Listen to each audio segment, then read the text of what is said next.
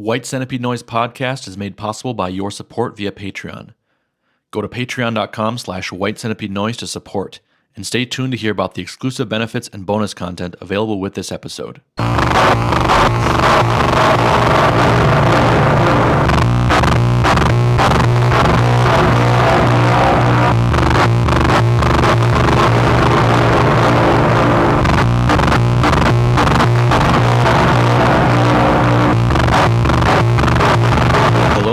White Centipede Noise Podcast.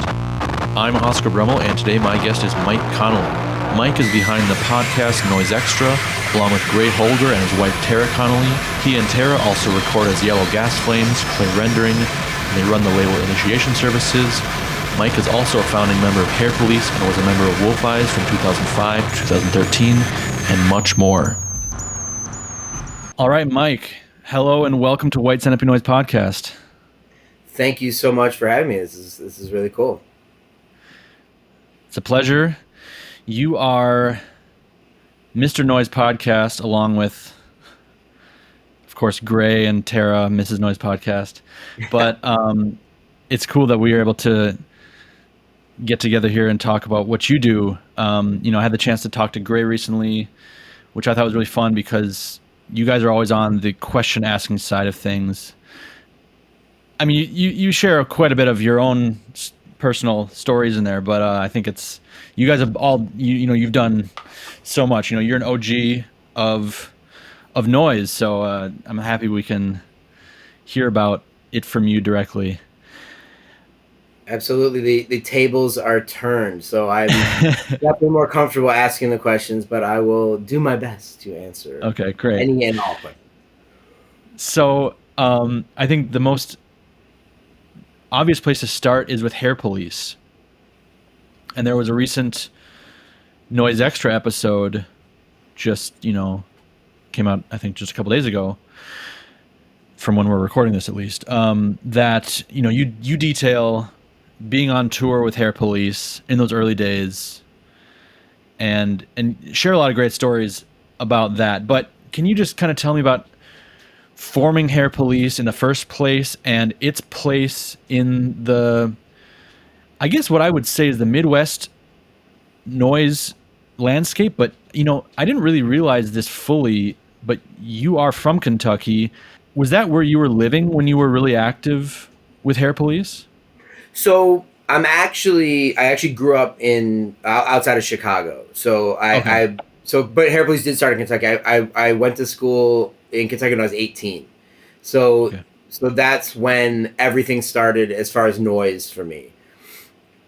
I was always fanatical about music, going to shows, started going to shows when I was really young, and was always looking for, the crazier stuff, the weirder stuff, and I was while I grew up, I say Chicago is the suburbs. So especially in the 90s, the suburbs was pretty far from Chicago. There wasn't, proximity wise it wasn't, but yeah, it wasn't like I didn't have friends who were really into music. I would go to shows by myself. Yeah. And it was really slow steps of finding out about what I would eventually land on as my blood, my heart. Yeah. And the story I told 8 million times on Noisextra is that the first real thing that pushed me in the direction was seeing the Boredoms in 1994. And I didn't know, I didn't know anything about them. I never heard of them. And I saw it and I was just like, oh my God, like what I didn't understand what it was. I was 14, it's 94. I didn't understand what it was. I needed to know more. So I immediately went and bought Pop Tatari from Best Buy when you could buy CDs from Best Buy. And from that, but again, it wasn't like overnight, all of a sudden I discovered noise. It took a while. Yeah. And I read, there was great, when things like Borders and stuff, again, we always talk about this stuff, when those big stores did have strange stuff. Yeah. and they would carry lots of different magazines. And I remember there was a magazine called Seconds, and it covered. I remember it was the first time I ever saw an interview with Jonathan Kennedy. And that was Dead World. It wasn't even Death Pile. You know, I mean, it was a Dead Wow. World interview. Okay. And I remember an ad for Japanese American Noise Treaty. Yeah. And I was just, what is this? I couldn't really understand it. And the band names and everything were so strange to me, but it always stuck in my head. I'm like, I need to find that. Yeah. You know, there's the famous Thurston playing Masada and Harry Pussy on 120 Minutes. And I remember that, but also I was like, I remember he played something crazy, but I didn't remember what it was. You know, Right. it was just so, you know, it was just a different time. It was just more And noise in the yeah. What I didn't know specifically what it was. It was just, right. he's playing this weird stuff. This is great. I love it. I always Yeah. loved the weirder, the longer, you know, noisier parts of Sonic Youth. That kind of stuff. I always loved that. Yeah. And eventually I get to Lexington, and it's literally my first day there in University of Kentucky. And I was on the radio. I immediately was going to be on the radio station. I knew that. I knew they had a radio station. I went down in the summer, and I was already like in to start training. And there's a guy there, the music director, and he handed me what is going to be. We're going to talk about this later. I don't want to spoil my top 5 necessarily, but it has to be, because it's literally the first CD I ever got as far as noise, and it was Merzbow Taro Machine. And I just, boom, that was it. And that was my first day, 98. So I was just ready for noise. I love this. And he just started handing me all this stuff. This guy named Ross Wilbanks. He was probably the most important figure in my noise life, especially the beginning. And I don't know where he is. I've never gotten back in contact with him. I've asked people. I would love to get in contact with him. I would really, really love to talk to him. But because he gave me the Triple R catalog. He gave me, we would sit at his house on Saturday afternoons watching Noise VHS, watching Mike Connelly live at Club Fuck, watching Huck Finn. I mean, it was just, so I was just, I'm like, this is my life. This is what I love now. So this is 98. Did some stuff with him. Did some stuff with a few other people. Nothing really, nothing ever major came out. Did a lot of shows. Yeah. But Hair Police started in 2000, and that was directly Trevor and Robert would listen to my radio show, and would always call me, "Oh, what are you playing?" or request something, and we just end up meeting, just through that. Like, dude, we should hang out. They were a little younger than me. And so they were just people that listened to the radio show. You didn't know them beforehand. No, right, exactly. And they didn't go to UK. They lived a little outside of Lexington, and they just came. And so they were doing stuff. They were doing weird stuff, and I was doing stuff, and we were just like, dude, we just got to team up. And so it originally started with myself, Trevor, Robert, and Matt Minner, who does Wretched Worst. Great artist, and so that was the 4 of us was the main core of Hair Police for the first couple of years, and it was just we all brought so many different things that we were interested in, and so as much as it was classic noise, pure noise, Merzbow, Macro, Smell and Quim especially was huge. Yeah, it was also Garrow. It was also, there was, I was super, into Black Flag then, and so it was this combination of all these things mixed together, right? And I still don't really know how it happened. And I have to also say, To Live and Shave in LA was a giant project for all of us. I think that was almost the thing that we all were obsessed with. Right. And somehow it just happened. So in Lexington, we created any sort of quote unquote scene that would happen. I mean, cool. It didn't exist really, bands didn't really come through. We had to bring them through. Yeah. And so it since became a tour stop for tons of bands, and it became, you know, a lot of stuff came out of it. But at first, we felt very isolated. Yeah. We didn't feel a part of anything, but we loved a lot of stuff, and we wanted to meet people and get out and play more.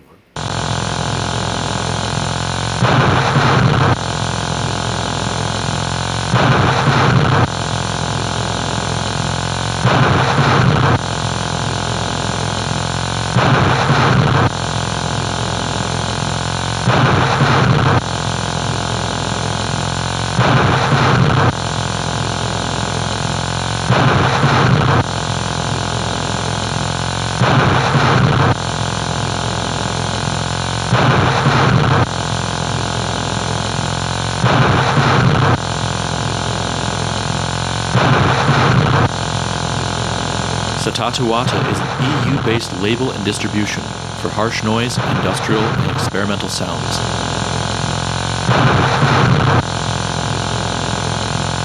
The online distro is located at sattatawata.net, providing regular updates of new releases and offering worldwide shipping. That's Sattatuhatta, SATATUHATTA.net. Then what was, I mean, because I heavily associate you guys with that whole like early aughts, mid 2000s.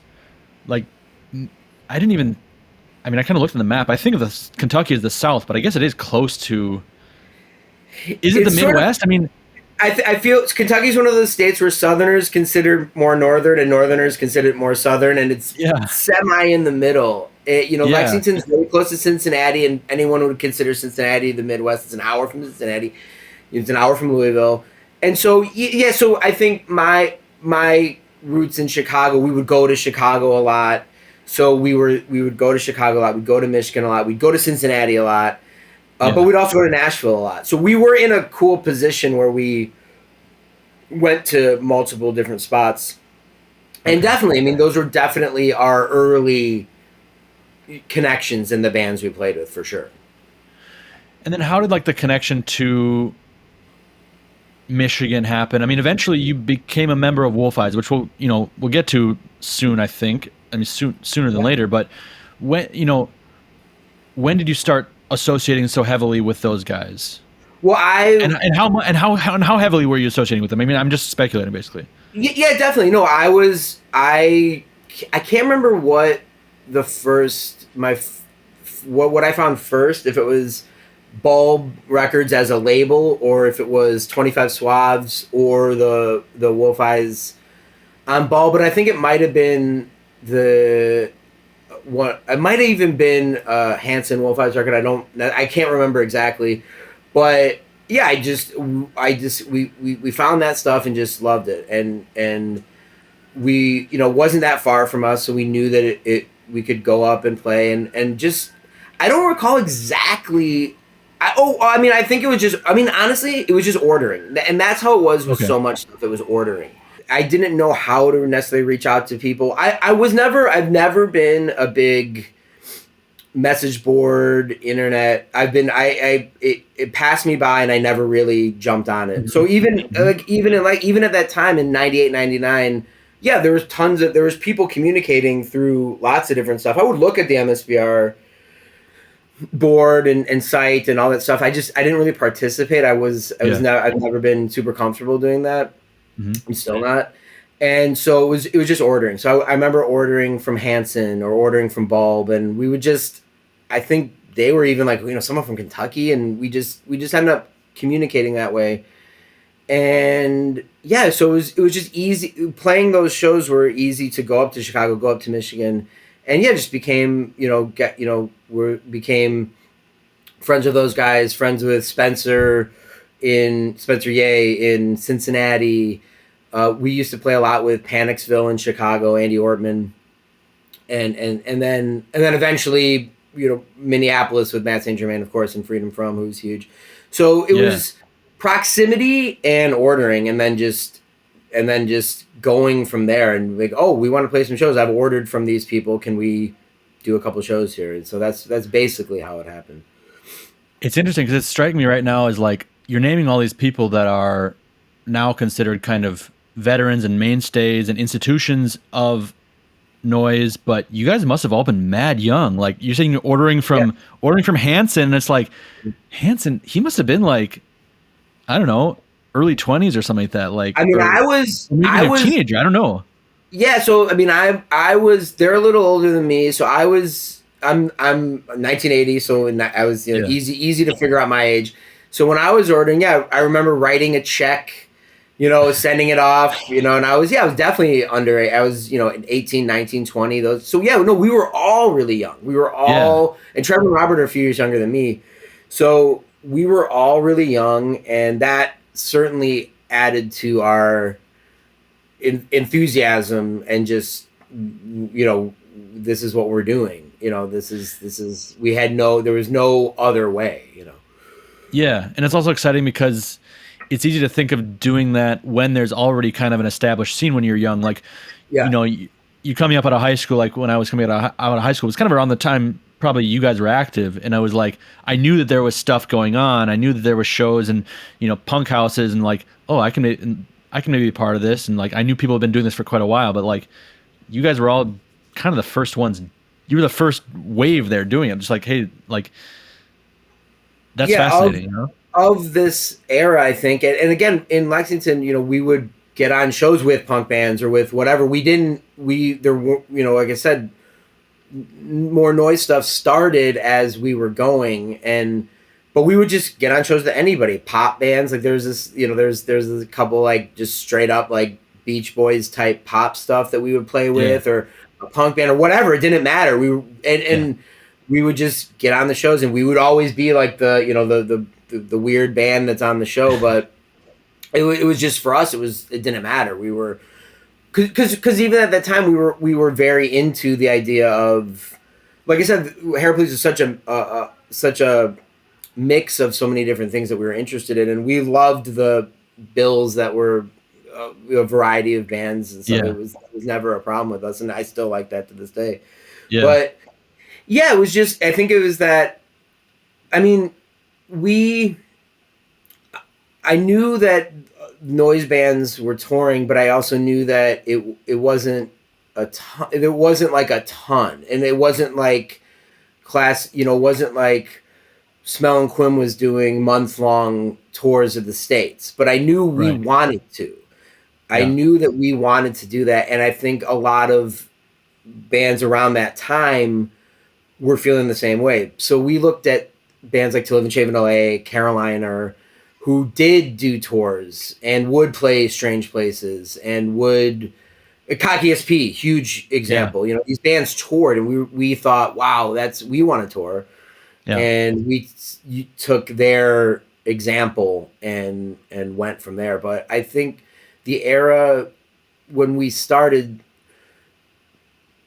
post the Relapse, Merzbow CDs, and like I said, Terror Machine was the first noise CD I got, which was '98, and that almost, I may be wrong chronology wise, but that seems to be one of, if not the last, pure harsh noise CDs that they did. They still did release for a while, but so it was the dip of that, and then up into what would start happening in the early 2000s.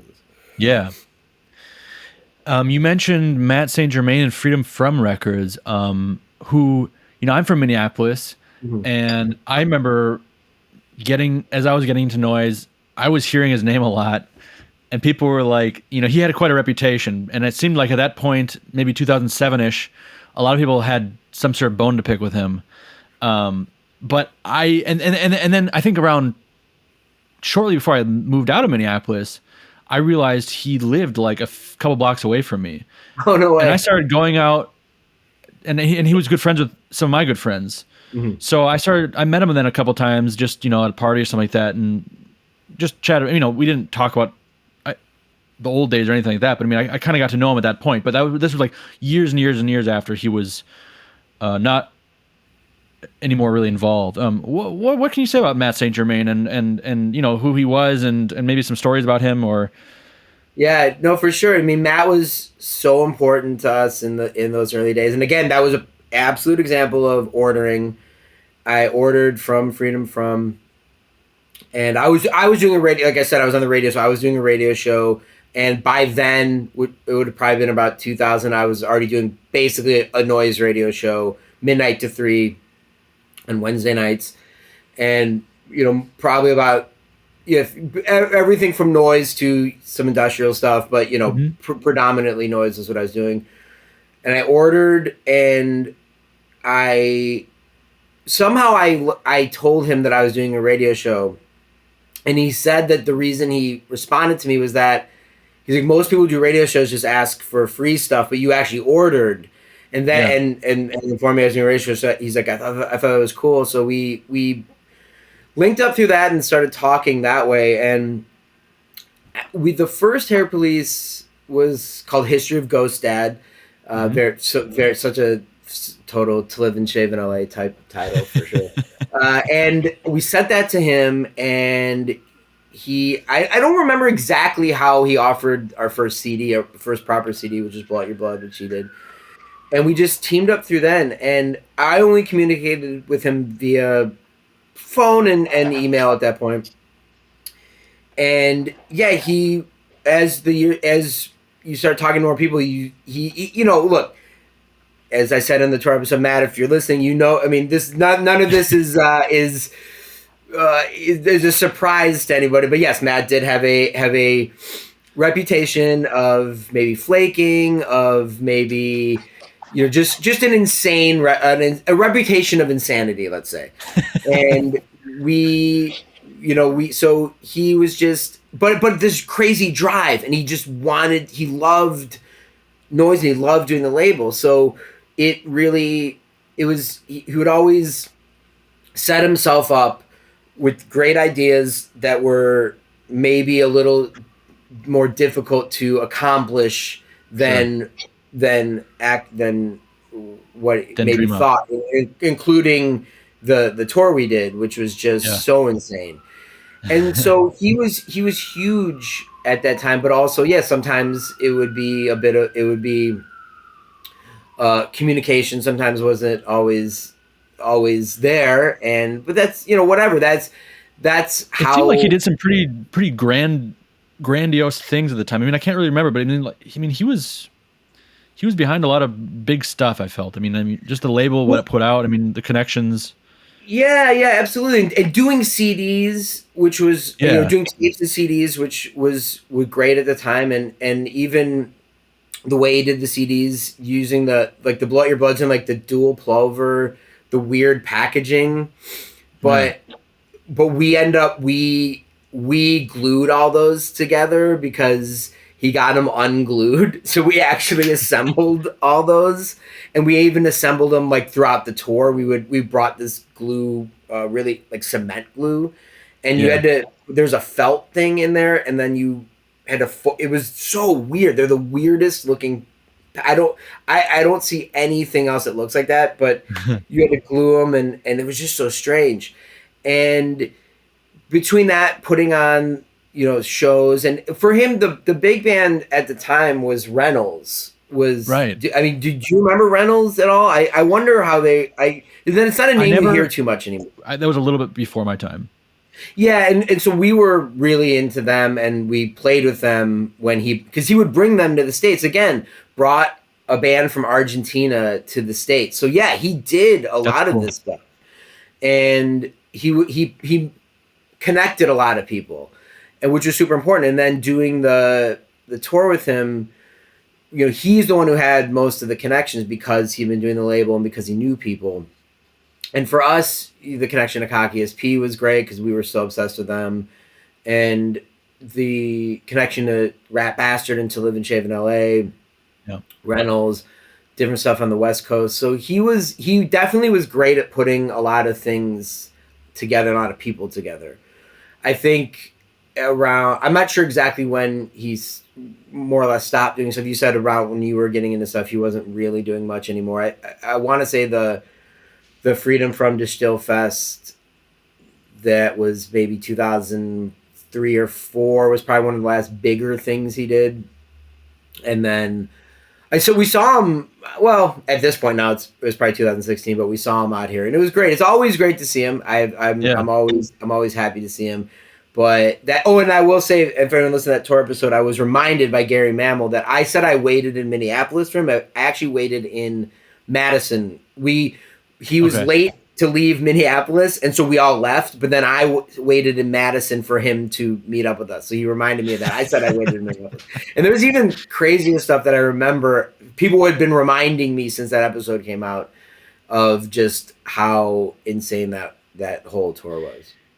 It's really insane, and listening to those stories, it sounds like a bad dream. Like it sounds like one of those dreams where you're like always behind the eight ball, or like I don't know if you ever like I used to work in restaurants, so I could have these restaurant dreams where I was like always like, oh shit, I haven't been to that table in like 1 hour. They've been waiting for their, like, oh, and I got to go all the way over there for that. Like just these like kind of minor but like nightmarish distances and wait times for everything. Like that's what it sounds like. Yeah. Just these, and driving back somewhere to get another broken van, just all that shit. Yeah. It's like, yeah, and then one thing I'd forgotten was that the van, the replacement van that we had got broke down in Seattle, and then I went with Gary, so it was me, Gary, and Matt St Germain in Matt St Germain's Jeep Cherokee. We did Boise, and we just did Gary did Mammal, and I did Zombie, that was my first solo thing with Zombie. And then so those guys, we did Boise as solo sets. Those guys got their van repaired, and then they did a set in, I want to say, Montana, the Hair Police Without Me and Neon Hunk, and then we all met up in Minneapolis. But we did 2 overnight drives in a row, which I've done a few of those back in the day. Like, so it was basically driving for 48 hours. So there was no stopping when you do those. It's not like, and that was, I don't know why or how. I don't really.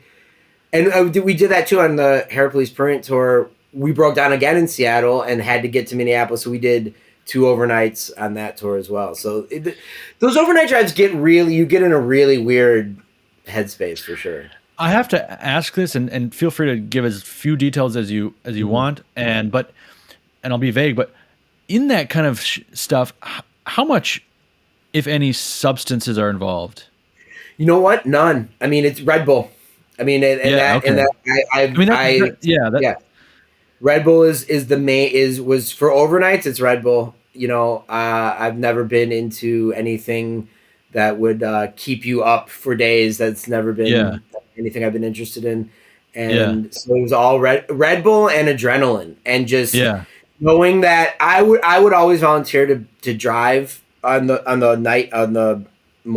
early mornings, drive the midnight to 8 a.m. because I just felt that I felt the responsibility would keep me up, and it did, and I've done tons of those. But Red Bull and conversation. It really, I mean, that was some of the best conversations would end up being at about 3 a.m. when maybe everyone else is asleep, but you and the person in front are. That's when you start having, that's when the original podcast started. Yeah, and that's when you lock in with people for life, probably. Like definitely.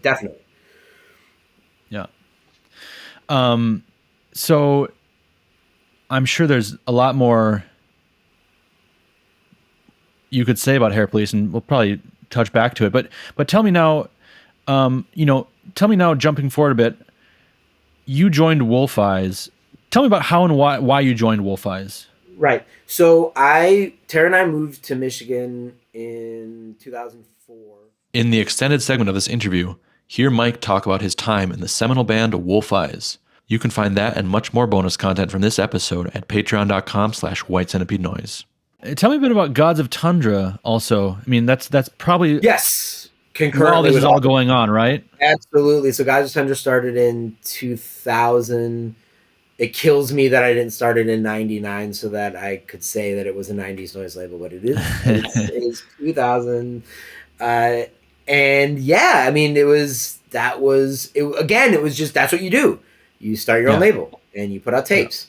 And for me, it really got going with the first Zombie tape which Zombie self-titled, and there was not again so much of what I've done up until more recently, but I still even feel I operate. I don't. I go with my instincts so much, and I don't think ahead so much. I'm way better at it now, but back then, I just did it. I don't know. I didn't really think about. I just my friend Ross, going back to Ross Banks, I knew that you dub tapes, okay, and I got that, and you make a cover at Kinko's. I still make covers at Kinko's. And I still call it Kinko's. Yeah. The I spray painted tapes, but I learned the spray paint from Spite was the first tapes I got that I saw were spray painted, and I was like, okay, cover up the TDK, whatever, make it so it looks like. I dubbed over just regular tapes, learned that from Recycled, learned that from Triple R. I dubbed over. We would get tapes at the thrift store and stuff like that. Dub over those tapes, and just went from there. And I loved doing it. And I loved putting on my own stuff, and then eventually getting to contact people. And my favorite from that, that first Zombie tape is something that I always think about. And then did Prurient tape. We set off in high spirits. Did a Smell and Quim tape that was originally on Freedom from Titwank. And I did Gods of Tundra version, and I will shout this out right now. If anyone has a copy that they want to part with, I have no idea where my copy is. I was terrible at keeping copies. I was the guy, if someone stayed at our place, because they always did, you got to have this. I'll make another. Yeah. PSA, you will never make another. Any label who thinks you're going to make another, you won't do it, and you'll lose it forever. And that's one that it kills me. So anyone listening who wants to part with their copy, I would love to get it from you, and I will compensate however you want. But yeah, learning those things early on and it just doing the label was it was natural. I didn't have grandiose ideas for it. It was just, you do a label, you do tapes, you do an LP, you do a 7-inch. We did the Hair Police Mortuary Servant 7-inch. And that's the trajectory we did. You do tape, you do a 7-inch, you do an LP. I thought of it back then like that. I thought that's the old school way. You do a single, you do a tape, you do a single, and then you do your LP. Right. And so it was just, and that, I did Gods of Tundra for pretty much up until 2012-ish. I did a couple things a few years later. I did a couple releases in 2016. I did a couple clay rendering things in probably 13 and 14, but I didn't. As far as it being full time, it was definitely 2002 to 2012. It was as full time as Hair Police, and as any other project I was doing touring wise, Failing Lights or whatever. Yeah. It was Gods of Tundra was always there, and I look back on a lot of things. The thing about that era for me, that we're saying a lot of things. I remember a lot of the positives. The things I don't look back on as positive now was that I definitely put out too many things for. We're doing a weekend tour, so I have to put 3 new things out. I don't know if. I think I was in this touring system where I was doing, and I think at the time I liked the idea of the overwhelmingness of it being too much. Yeah. I don't know if the quality control was there. It's not something I would do anymore.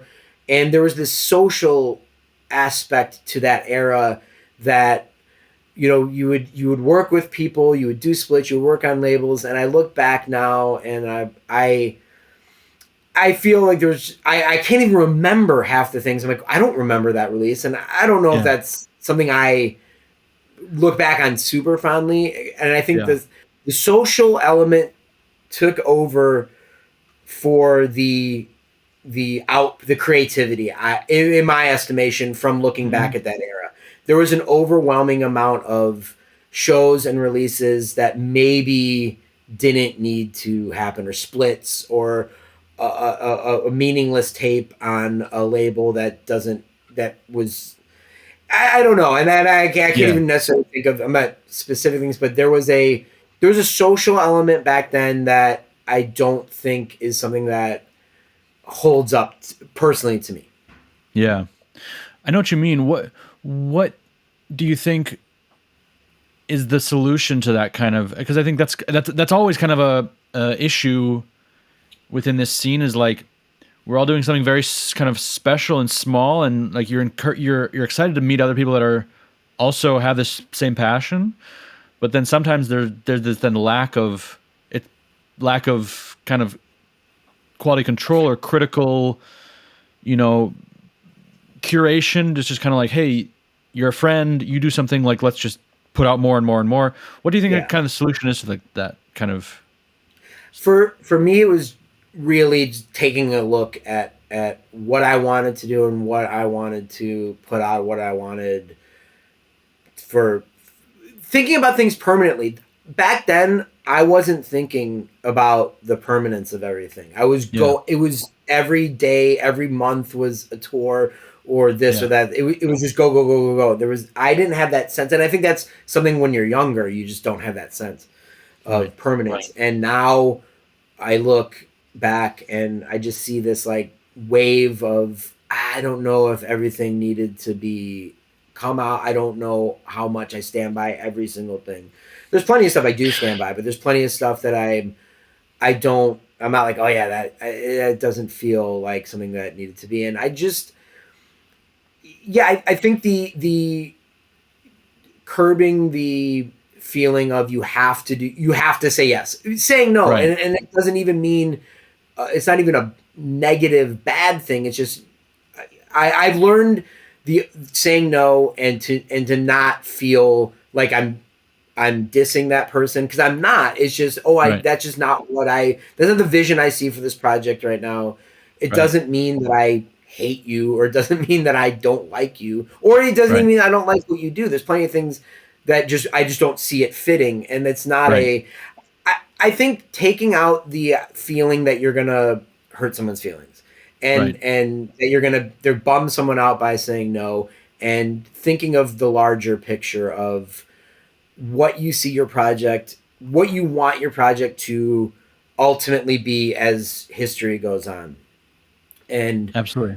seeing that vision, and seeing that you look at the White House discography, and it's Cumorg and Susan Lawley, and Yeah. you're just, man, that's vision, and Yeah. that's in some ways I felt that at the time, but I didn't act on that at the time, and it's Yep. something as I've gotten older and learned. That is something that I'm very conscious of, and I want Right. it to be. I want the work to exist in this way, not just for, not just because of a social interaction. I want it to actually be the creativity and the art to be what the goal of all of it is. Yeah. And that what I would say, that's another gem for the youth. Don't be afraid to say no. Yeah. And also, if someone says no to you, don't take it personally. Absolutely. Absolutely. I've been as so much of the first half of my noise life was so live, playing live. It's something that I'm very, very specific about now. And playing live is not something I'm necessarily looking to do as certainly as much as I did. I still enjoy it, but I have said no to many shows, and I tell the people, don't. I'll come to the show. It's not. It is in no way a knock, or I'm not saying fuck you. It's just that this is not. I just don't see this project playing this show, or I want it to be something else. I want the idea of Yeah. context, and putting things in a context, putting things in a frame, is something that I've really, really focused on in the past 10 years or more, of whether or not it's a live show or whether or not it's a release. The frame of the live show, or the frame of the release, is incredibly important to me, and something that I want to make sure that, as much as possible, to make sure that when we do a show or when I do a release, that all of that every single part of the show or the Yeah. release is thought of, and Yeah. not, it's not just, oh, here's a fun show. And I understand that I used to do that, and I understand that people Yeah. do that. But for me now, that's not how I view playing shows or putting out releases. Yeah, but I still don't think you should really. I mean, I hope you don't really have to regrets about that, because I still think that is. I mean, that just defines that era of, I think, Oh yeah, American yeah, yeah. noise, of that scene, of that time. I mean, I understand you might think, okay, a lot of those releases didn't need to happen, but at the same time, it's like, Jim from Deterge put it well. He's like, a painter's going to paint. You can't tell a painter don't paint. And I don't think anyone looks back on. I mean, that defines that label in that era. I mean, I don't think American Tapes or Gods of Tundra, those kind of labels. I don't think anyone looks back and goes, God, I wish they would have just been more serious and had more quality control. It's like, no, that was the monster. It was like this kind of Yeah, that was part of it back organic then. system. Absolutely, that's part of it back then. So I'm only speaking of it now, as I look back, or as how I would approach it now. All right, today on the Patreon, there is, of course, the extended segment of the interview. Mike and I talk about his time in Wolf Eyes, running the podcast, and his top 5 adult film stars of all time. You can see that and much more at patreon.com/White Centipede Noise. He also donated some download codes from Bandcamp to the Maniac Circle for the Initiation Services compilation, Any and All Action, and the Yellow Gas Flames release, Benoit on Hospital Productions. You can get those at Patreon as well. I'm here right now filming an episode of Noise Cribs at Grant Richardson's compound in Minneapolis. This is his Hex Audio Labs mastering studio, the studio that services the majority of the noise industrial scene, and he's got like 3 or 4 other studios going on in this building, and we're shooting an episode of Noise Cribs. He's showing it all to us, giving us the insider scoop. That's going to be coming to Patreon in a couple weeks. As you guys know, there's the compilation coming out very soon. It's a 3 CD compilation of artists that have been on the podcast. The final lineup is out. It's about 45 artists, I believe. It'll be a 3 CD compilation, only available to Patreon supporters, and it'll only go in production once the Patreon reaches 300 paid members. So we're very close. We need a handful more. So if you're not supporting, be sure you sign up now so you can get access to that compilation and support this podcast and keep it going.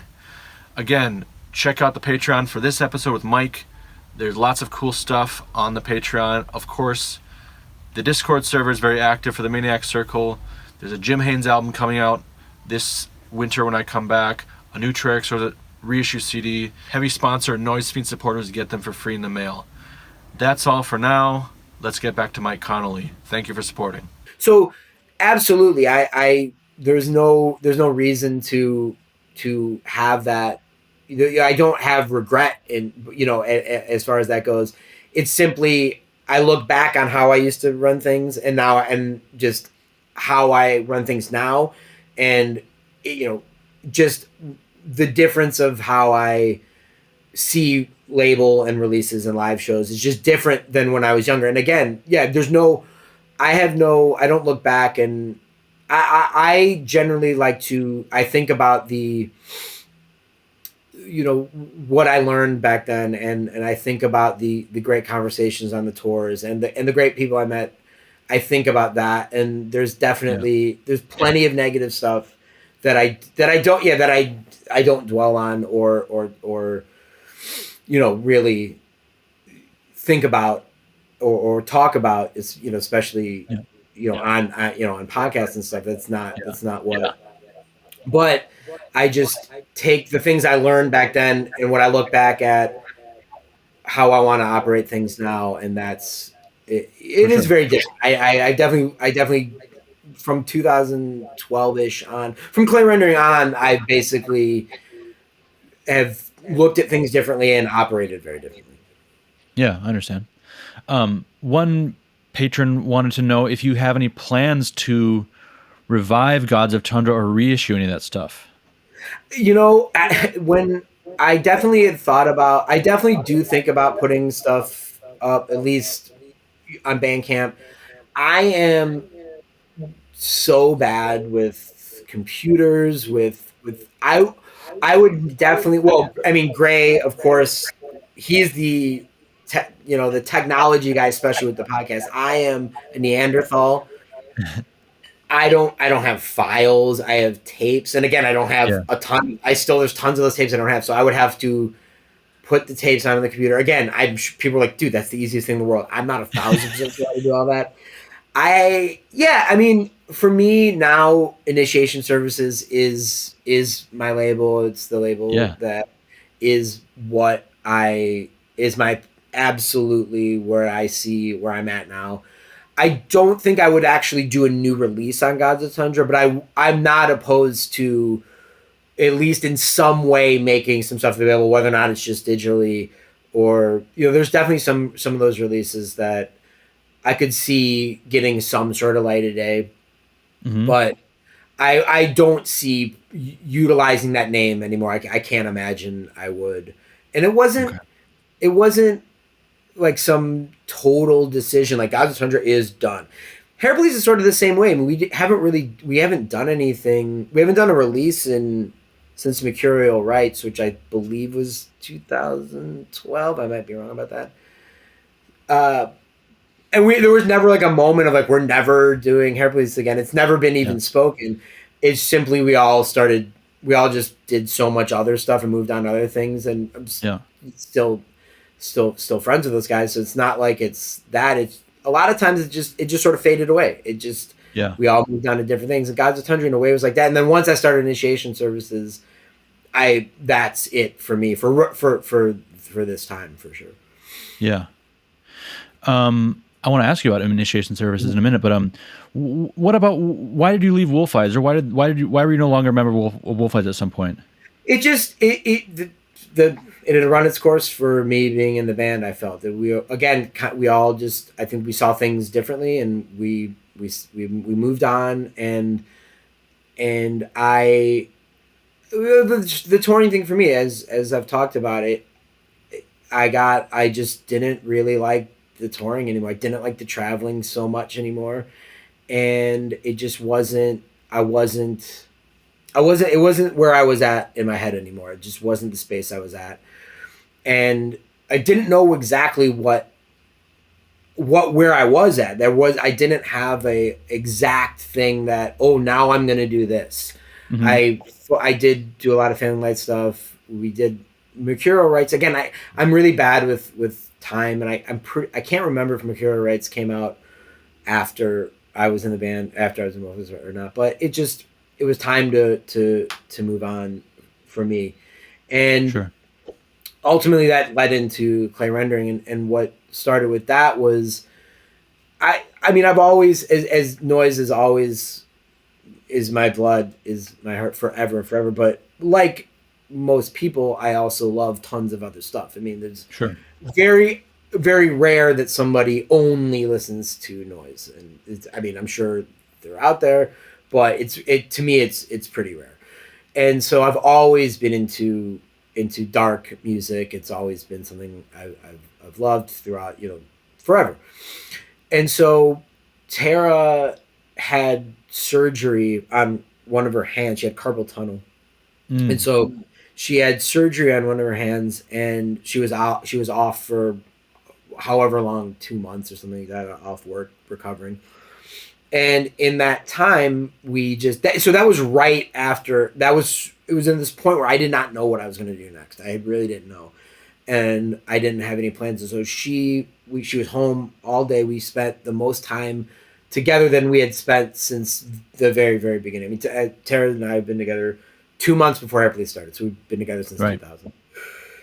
And so it was almost this we and I'd been on tour so much and gone so much. We re-met each other in a weird way. Not that we'd ever had any sort of disconnect or distance. It was, I Yeah. mean, there was physical distance, but from touring. But Yeah. she had this piano, this electric piano, and with her good hand, she just started. She was just sitting around and just started playing Cool. some stuff on the piano. So I pulled out my guitar, and we just started playing together. And that's we were like, oh, we should maybe start recording this. And that's how Clay Rendering started. So it was very natural how it started. And I knew it was very different from what I had done before. And so for me, that was exciting. It was like, this is, I'm learning about how to, I didn't understand what, I literally didn't understand how to make a quote unquote song. I didn't Yeah. understand how to tempo, how to, I didn't really understand notes a little bit, very minimally. I understood chords and notes, but very minimally. And I still really don't. And so Tara understood more, but we basically taught ourselves how to build songs. And that at that time that was new to me. And that was a new experiment for me. And that was not something I had ever done before. So then once we had that going, I knew, okay, this is now, at least in this era, this is going to be the trajectory for a while. And I, loved that. I mean, that's what I said. I feel from that time on, I felt I had this clean Yeah. slate of, okay, with this band, I want I want to look at the discography, and I want to see the labels that I want to work with. I want to see everything in this way. I want to see the tours. Yep. And so from that moment on, I had this vision of how I want to pursue things from then on out, I and see. learned a lot from that. Learned a ton from that, and that was a really important time. So it was just time to do something different, and I ended up doing It sounds some. like that was maybe a legitimately really romantic project, and maybe even erotic. I mean, I absolutely, and that's something that obviously has continued on, especially into our current work with Yellow Gas Flames and Initiation Services and Tara's Eroticism Project. That stuff, that topic, and those things have always been with me. I have always been highly.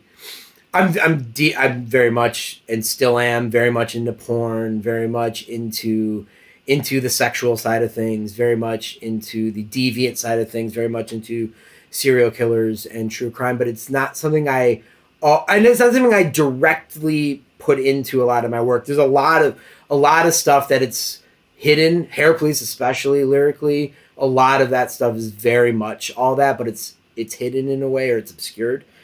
And as I see a lot of people who utilize those topics in their work when they were younger move out of it as they get older. Mm-hmm. Whereas myself and Tara, I think we've only doubled down on it as we've gotten older, and it's only increased, and now it's just become just something that's it's in almost everything we do, and it's I don't really know what to chalk that up to, but maybe it's just that as we go on, we're just more solidified in who we are and what we do, as opposed to maybe some people they see that as something they did when they were younger, but now as they get older, they move out of it. Myself and my who I see as our crew, or my crew, or the people I work with, we've only doubled down or tripled down on those subjects as Mm-hmm. what we do. And clearing, especially, yeah, absolutely. So my interest in touring did come back with Clay Rendering, because it was just me and Tara on tour. And as we had been together since before Hair Police, I never knew what it was like to get laid on tour until Clay Rendering. And it's fantastic. I get why people like it. No, but so yeah. So I never. So us. So those. I think of the tours I did with Dom, because Dom is someone I toured with, not only with Hair Police, not only with Globalized, but I drove him on a long tour. Yeah. I spent more time in a van, other than people directly in my band. Dom is someone I spent the most time with on tour, and Yeah. those will always be the tours I think about, the ups and the downs of all those. The Dom having the idea to do the hospital store, and then it coming to fruition. All those Yeah. conversations were on tour. All those conversations were in the van, overnight drives. We had all these the different Yeah. titles, albums that eventually came out. All those for both of us. And so once Clay Renning started touring, those tours I look back on is definitely And again, we didn't really know, and we knew that, I never make it easy for myself. I'm either going to join a band that is already people love it and they love everyone in the band, and I'm going to replace someone that people love. I never make it easy on myself. And doing something like Claire Rendering, yeah, definitely there are people who it was maybe too different. In my mind, it's not that different, but I whatever, it's hard to say from your own perspective. So, we knew that there would be a little bit of like, oh, this isn't Hercules, so whatever. But it was us against the world. That's how we saw it. Yeah, That's how we still that's see cool. it. That's how we still see everything, is us against the Yeah. world. And that's how we saw it on those first tours and just recording. But that excitement was great. And for her, I mean, she had come on maybe little weekend things or come on a week maybe and did merch and stuff like that, but never really long form touring of playing. And so she, it was fun. It felt like it was my first tours. It was fun experiencing it through her, being like kind of first touring and learning those lessons for her. And it felt like a restart for sure. And it's something that we've kept with us since 2012, 2013, when it really started. That's very cool.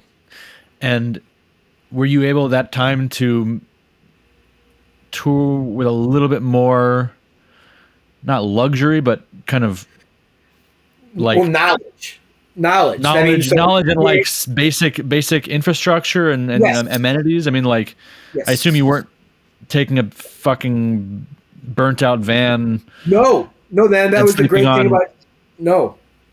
A little bit. We'd sleep on. I remember Tara said the story about sleeping on the wet floor. We both couldn't remember whose house that was. So if it is your house, let us know. But we wouldn't dox you. So since Clay Rendering was so small, since it was drum machine, or eventually we did have a 4-piece, but at that time it was just the two of us. So small, we toured in our Ford Focus. We toured in our literal small car. Yeah. So that was easy.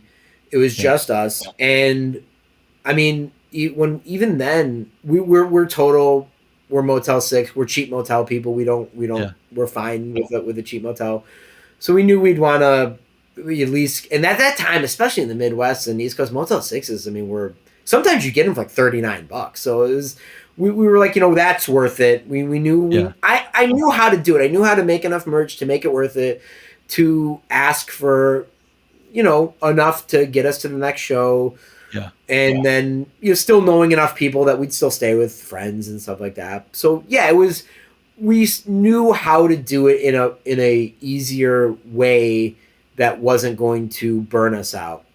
Yeah. And as we say, the air mattress, we had a nice air mattress. We were able to sleep at the red light district in total comfort. And I don't know if many people have said that. But we were totally fine at the red light district. And so, yeah, we knew how to do it and how we wanted to do it, and to make it so that focus on the show and also don't burn out. Yeah. You mentioned this a little bit in that tour episode, and someone also asked about this from Patreon, but how did you and Tara meet? So we met I did door at a bar venue that in Lexington in Kentucky. She also went to the University of Kentucky, and she worked at a coffee shop across it was an enclosed structure that had multiple like bars, restaurants, and coffee shops, stuff like that. She worked at the coffee shop across the way from the Yats was the name of it's since been moved, and it's called Gumbo Yaya's in Lexington. I still recommend anyone go there. It's so delicious. And so we would all our friends worked there. It was like a jambalaya gumbo. You get everything on either rice or noodles, and then there was sauces. That was it. That was all there was. Nice. And it was great. All our friends worked there. I set up shows there, and I would work the door there. And again, I mean, I was 18. I shouldn't have worked the door there, but I did. 18 to 20. And so I had always I knew her from working at the coffee shop just briefly, but I always was definitely like, I like her. And so, yeah, I will state that my pickup, again, we're teaching the youth a lot on this podcast.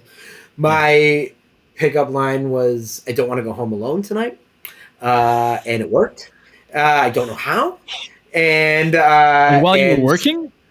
yeah. Of course, I was awful. That's terrible. Like you should not be a door guy hitting on people. That should not don't if you're youth, if you are a door person, do not do that. That's terrible. But I was again. I actually I laughed out loud when I was listening to it because you're like what did you say? You said I wore her down, and I was like, Well, yeah. So that's become a very taboo phrase. I mean, Yeah, there's a yeah. Yeah. So I definitely liked her, and I was always like, oh, I would like to get to know her, and then my roommate at the time had a date with her roommate, so we made it a double date. That well, I'm trying to think of the trajectory. Oh yeah. So that's what it was. We did that. That was a week before, and so it was it wasn't like we weren't. The date was my roommate and her roommate. It wasn't. We were just there, and so Yeah. So then there was the next week. I pulled out that and it worked. And literally from that night on, we spent every night together, aside from touring. So even when we Yeah. didn't live together, we it was sort. Yeah. I was like, this is it. The next day, Yeah. this is it. And she always tells the story of that, and this is true. That in my room, the record and the tape set that were sitting against my stereo that were out was Merzbow, Gorbiana, Cropsy, Rectal Anarchy, and Porno Noise. So she looks and she goes, does every release of yours have a butthole on it? So the two releases she saw sitting in the room were just two giant assholes. And hey, look, there you go. Woo the ladies with Merzbow, Gorbiana, Cropsy, and Porno Noise. It may work. It may not work, but it worked. It'll tell you the truth. I'm all about that. Just lay it on the line. Lay it on the line. So yeah, That's for sure. Yeah. So now tell me more about. Years. Yeah, congratulations. That's awesome. That's cool to both you guys. I mean, that's very nice. So tell me now about initiation services. Were there any events or motivations that triggered you to start that? And what's the label all about from your perspective? So, yeah, absolutely. So most people know, or if anyone says, what's your favorite band? There's one answer, and that answer is White House. I've always loved White House, and they've always been, the first time I heard Dedicated to Peter Curtin was the first one I ever heard. This is the greatest. And from there on, that was early conversations with Dom were that early, getting, Hansen used to carry the Susan Lawley CDs. And back then that was the Susan Lawley CDs were how I got into White House. So it wasn't Come Work for me, it was Susan Lawley. Because it was when those CDs were coming out, they were so cool looking. They're incredible looking. And I love how the Susan Lawley CDs are their own thing compared to the Come Org versions of those. I think it's so cool that they're their own thing. And I have to have them all. I have to have both. Yeah.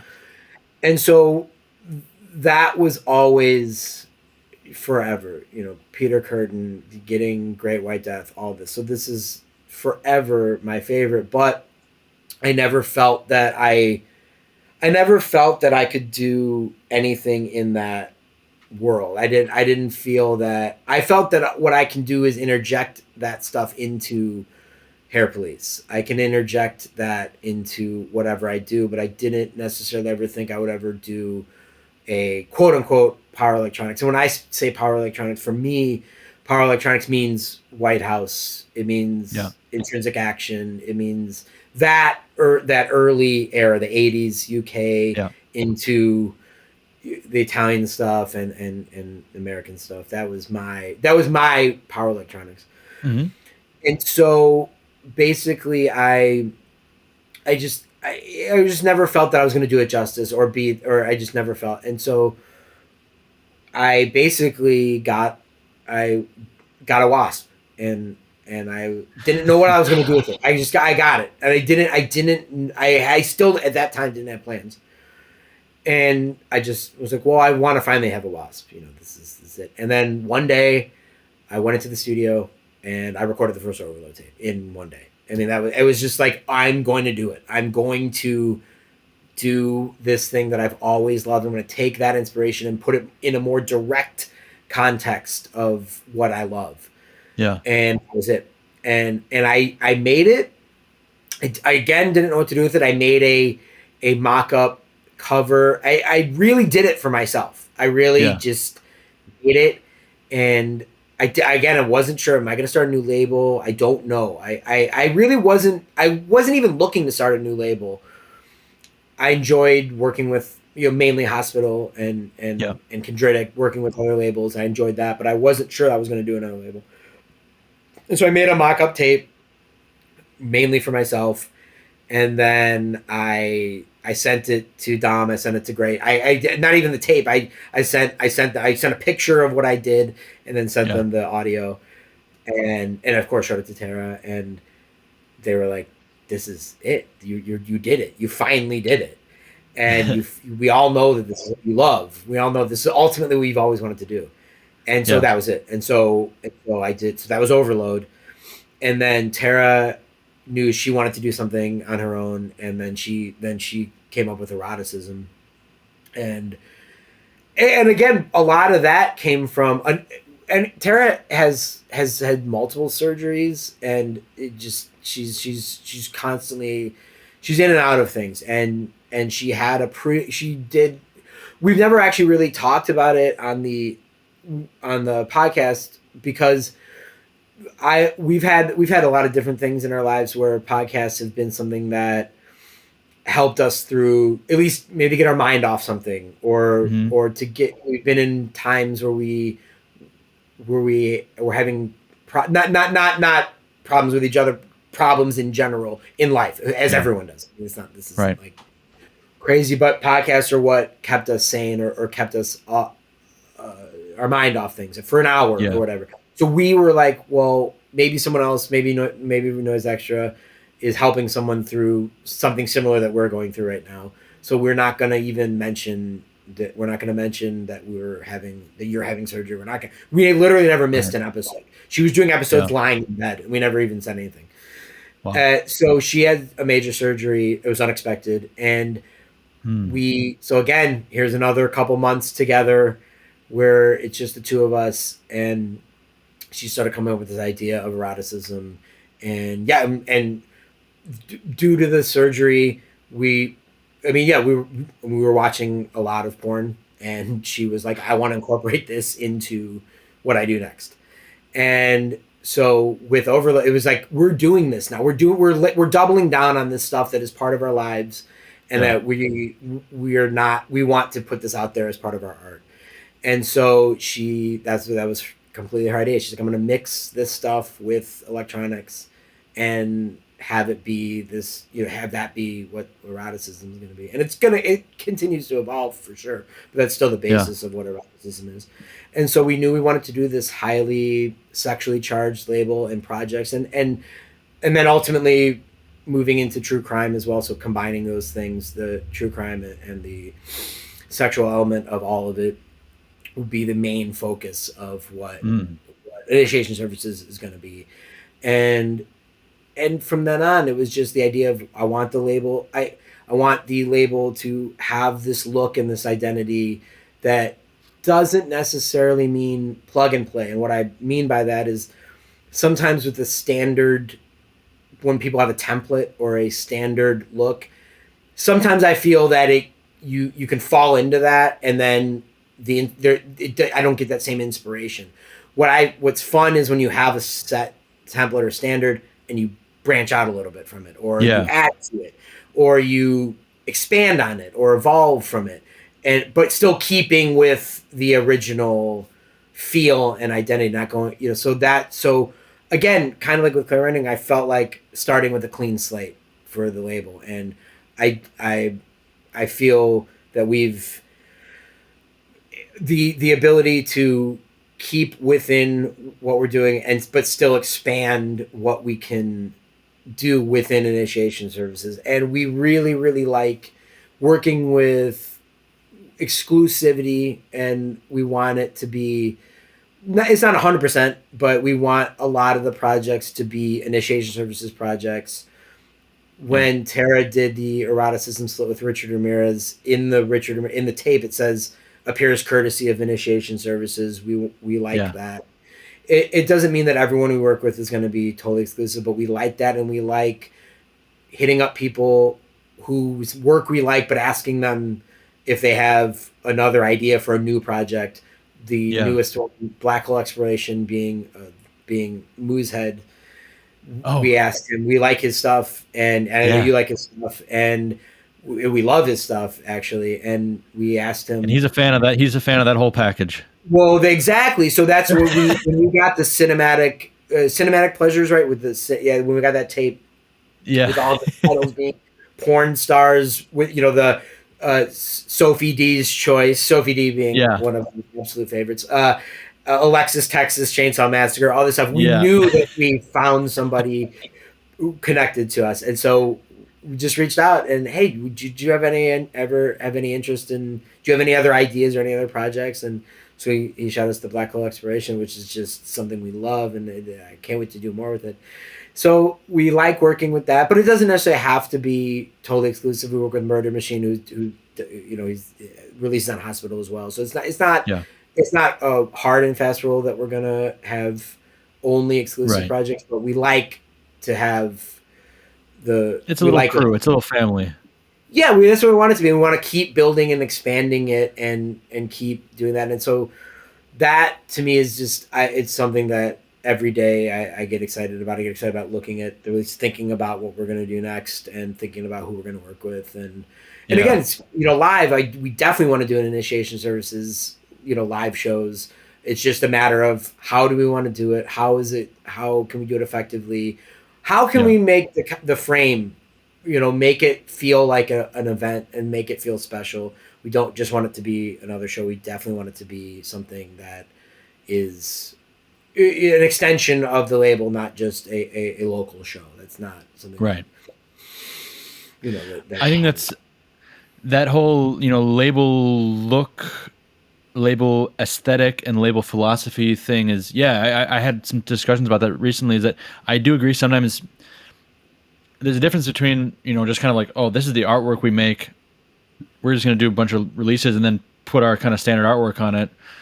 I sometimes feel that maybe has a nice identity for the label, but then, the individual releases or whatever kind of sometimes just lost. Kind of go on the backside. But I think on the flip side, with some labels like Initiation Services, for example, it has a philosophy, it has a world, it has a identity of its own that artists can create then for the label. Like it's like you create something with the label in mind and with the language and face of the label in mind, and that's an interesting collaboration. And I think that then creates a real world of a label, and not just we're this label with this uniform aesthetic, and you can do a release with us.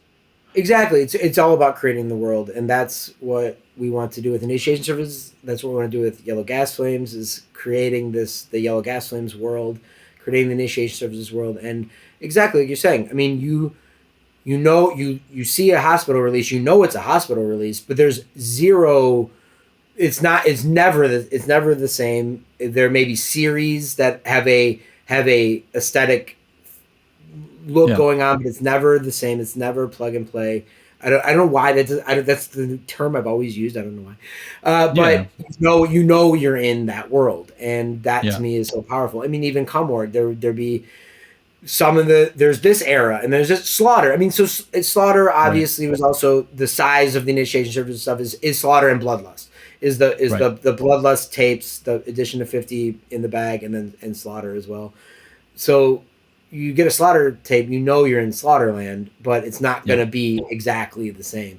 And it's just I want to be surrounded by things that I can just always bring me into that world. When I put on an A-Tracks tape, I want to just be in Marco's world, and that's where I go when I put on Cumward. That's where I'm going, or sometimes, and that's the thing, is I'm so specific with White House. Sometimes I will listen to the Cumborg versions, and sometimes I listen to Susan Lawley versions, and I feel different when I listen to them, Yeah. to either one. So that's the world that we want to create worlds, and just that idea, that evolution out of the the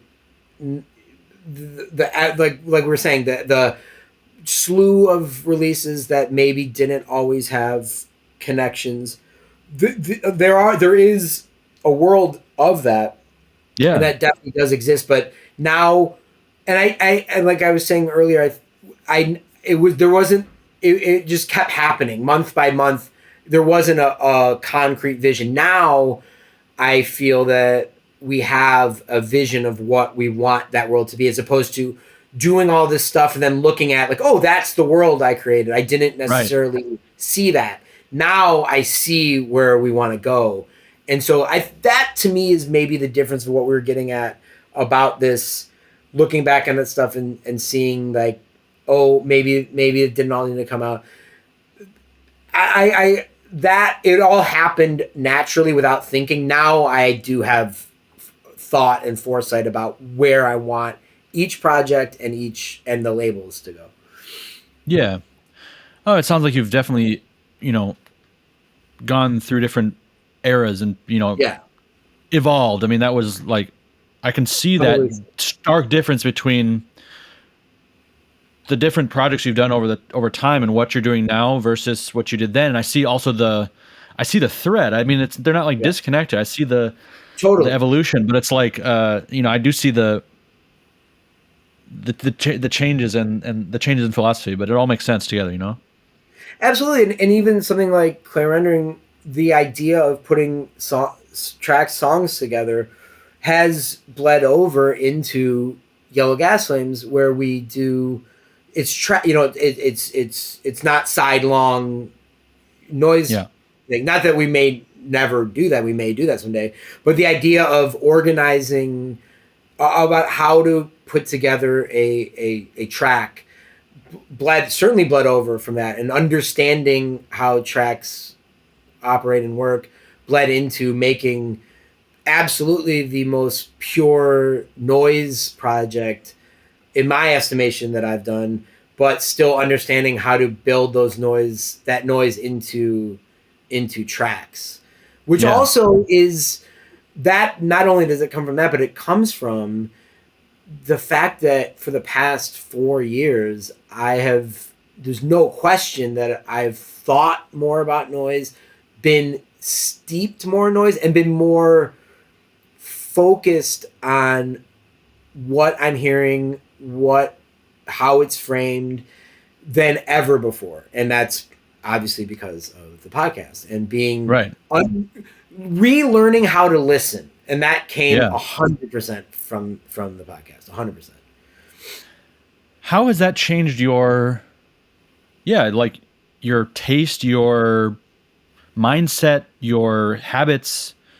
It changed everything. It changed everything how I absorb noise. There's no question. So the first episode of Mercecast was Taro Machine, and that was, Greh had this idea to do Mercecast.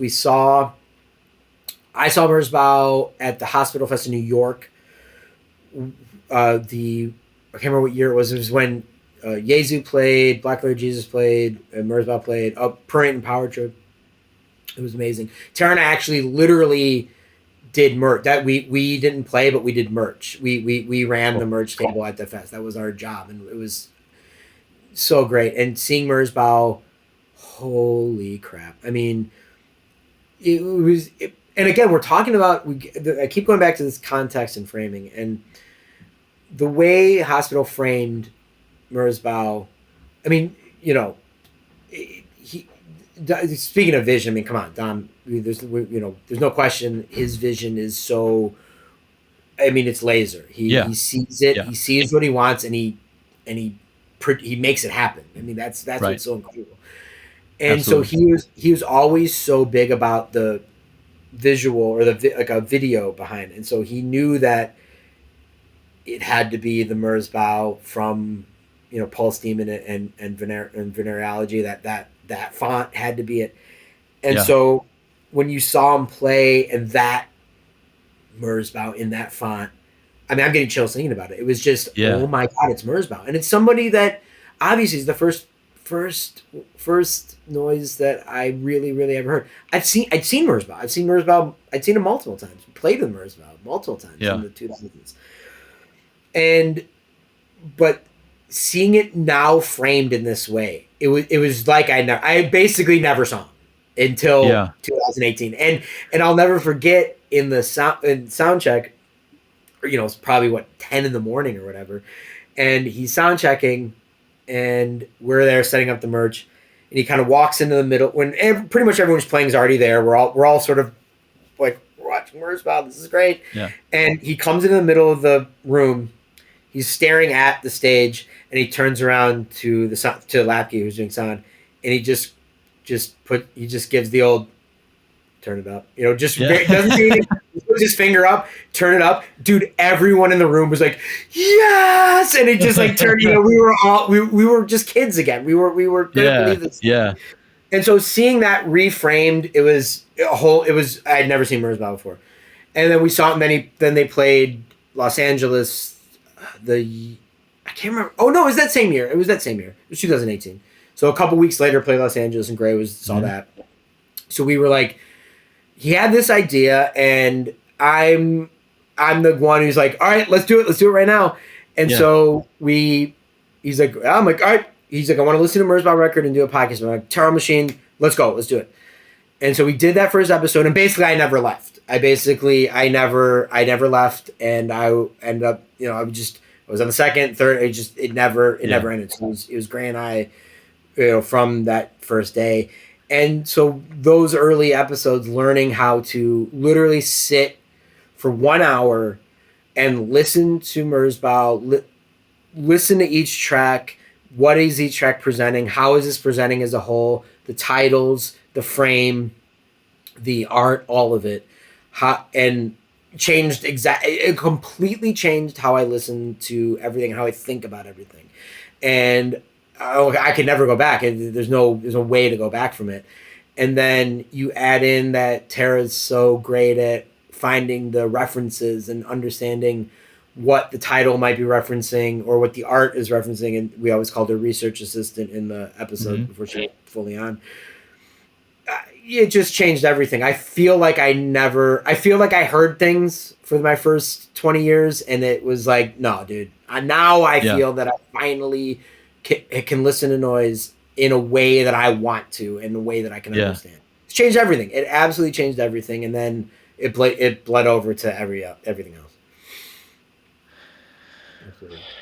What do you see that leading to in the future for your life? I mean, you've been doing noise, involved in noise for so long, but to now have this kind of watershed change and shift in appreciation, where do you see that going? Just continuing to evolve. There's no turning back for us. Yellow Gas Flames is, we're constantly evolving with that. We're constantly evolving with initiation services and overload and eroticism and all our other various projects that we do.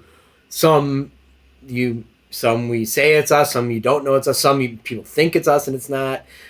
So all that sort of thing, and just having this, the things that I love, being able to now work within those confines. So one thing we haven't really touched on is Failing Lights. So much of everything else with Yellow Gas Flames, Tara and I had done The Haunting, and we'd done our own, noise stuff under that name. And when we started doing noise stuff again, there was that decision: do we keep the name or do we move on? And we knew we had to move on. Content wise, it was going to be different, so we knew we had to move on. We changed the name, and with Failing Lights, there was basically I see the Failing Lights having two eras now, being very much pure dark ambient, and that's how we think of it. And before it was certainly more tapes, noise, and there was that decision at a point where, do I change the name? It feels different. It feels like a different thing, but the name also fits what I'm doing. Right. And there is something about the familiarity of a name. And so within Lights, we decided to keep it. And at first it was still just mainly myself, but now Tara and I basically just do everything together. So she is Cool. Failing Lights is definitely the two of us at this point. Now we do the holiday dark ambient releases are both of us. And being able to work, the idea that we work within these, for lack of a better term, these genres, dark ambient, noise, Yeah. power electronics, and not fighting against that thing of like, oh, I don't want to call it this. No, that's what it is. But I'm good. We're gonna put our own thing on it. But it is, we're working within these parameters. You can still break out a little bit here and there. That's what's fun about rules, breaking them a little bit. Right. But working within those confines, I find, is freeing, and giving yourself those. I find giving yourself some rules is actually freeing. Sometimes when there's no rules, you're overwhelmed. But when you give yourself a little confine, it's. I find you can produce exciting things, and so for me, it's just continuing to evolve within these projects and within these worlds, and who knows what new projects are going to come, who knows what new ideas are going to come, but letting it in, and more specifically, we're both working on our Overload and Eroticism full lengths. There'll be actual CDs. We're nearing completion on those, so that'll be the next step of those projects, and then just working with Initiation Services projects that I would like to see doing full lengths with us, and how else can we do stuff within tape? We've done lathes, doing CDs. How can we expand what we're doing and make it? We do these. We do physical newsletters, and I know people have seen pictures of them, and I should be better about it. I basically, you have to order from us in order to get these. We don't advertise that we do them, but we literally send them in an envelope. They're front and back, full color, with information, and now sometimes an interview.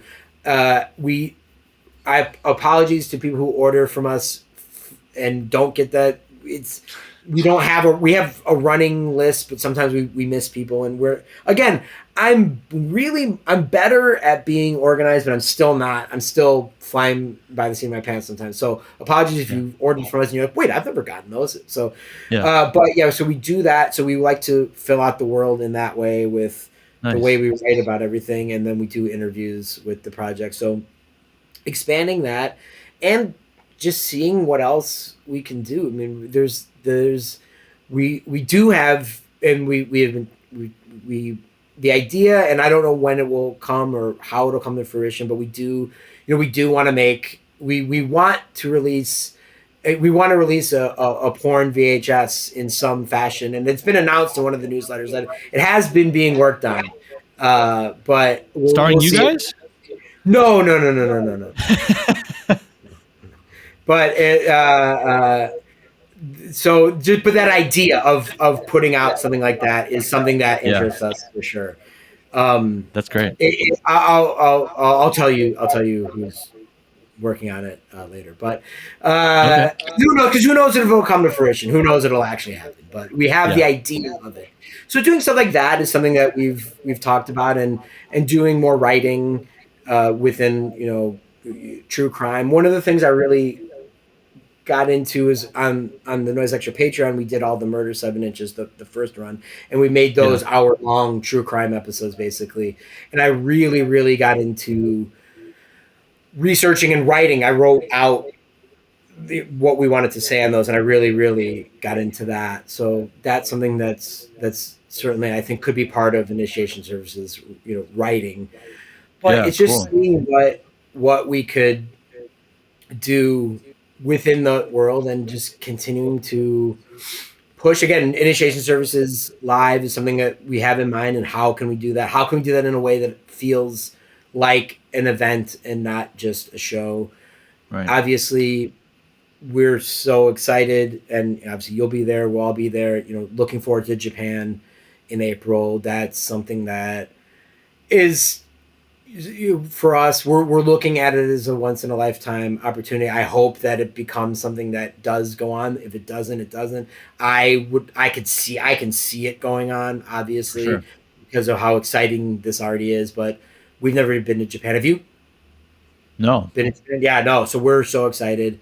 So looking to that, and that's what I'm talking about as far as events. That's an event, and that's something that's larger than every individual band playing. It's the entire thing, and Absolutely. that's, I mean, dude, come on, we can't wait. But also, and just the podcast continuing, laying the, looking back at everything, and we always said when we started doing Noise Extra, we had this idea that we want to do pre 2000s. That's what we want to focus on, because we like the idea of being the historians and not doing stuff that we're too close to or that we're involved in. Now, of course, Sure. again, the best thing about rules is breaking them. It's not that Right.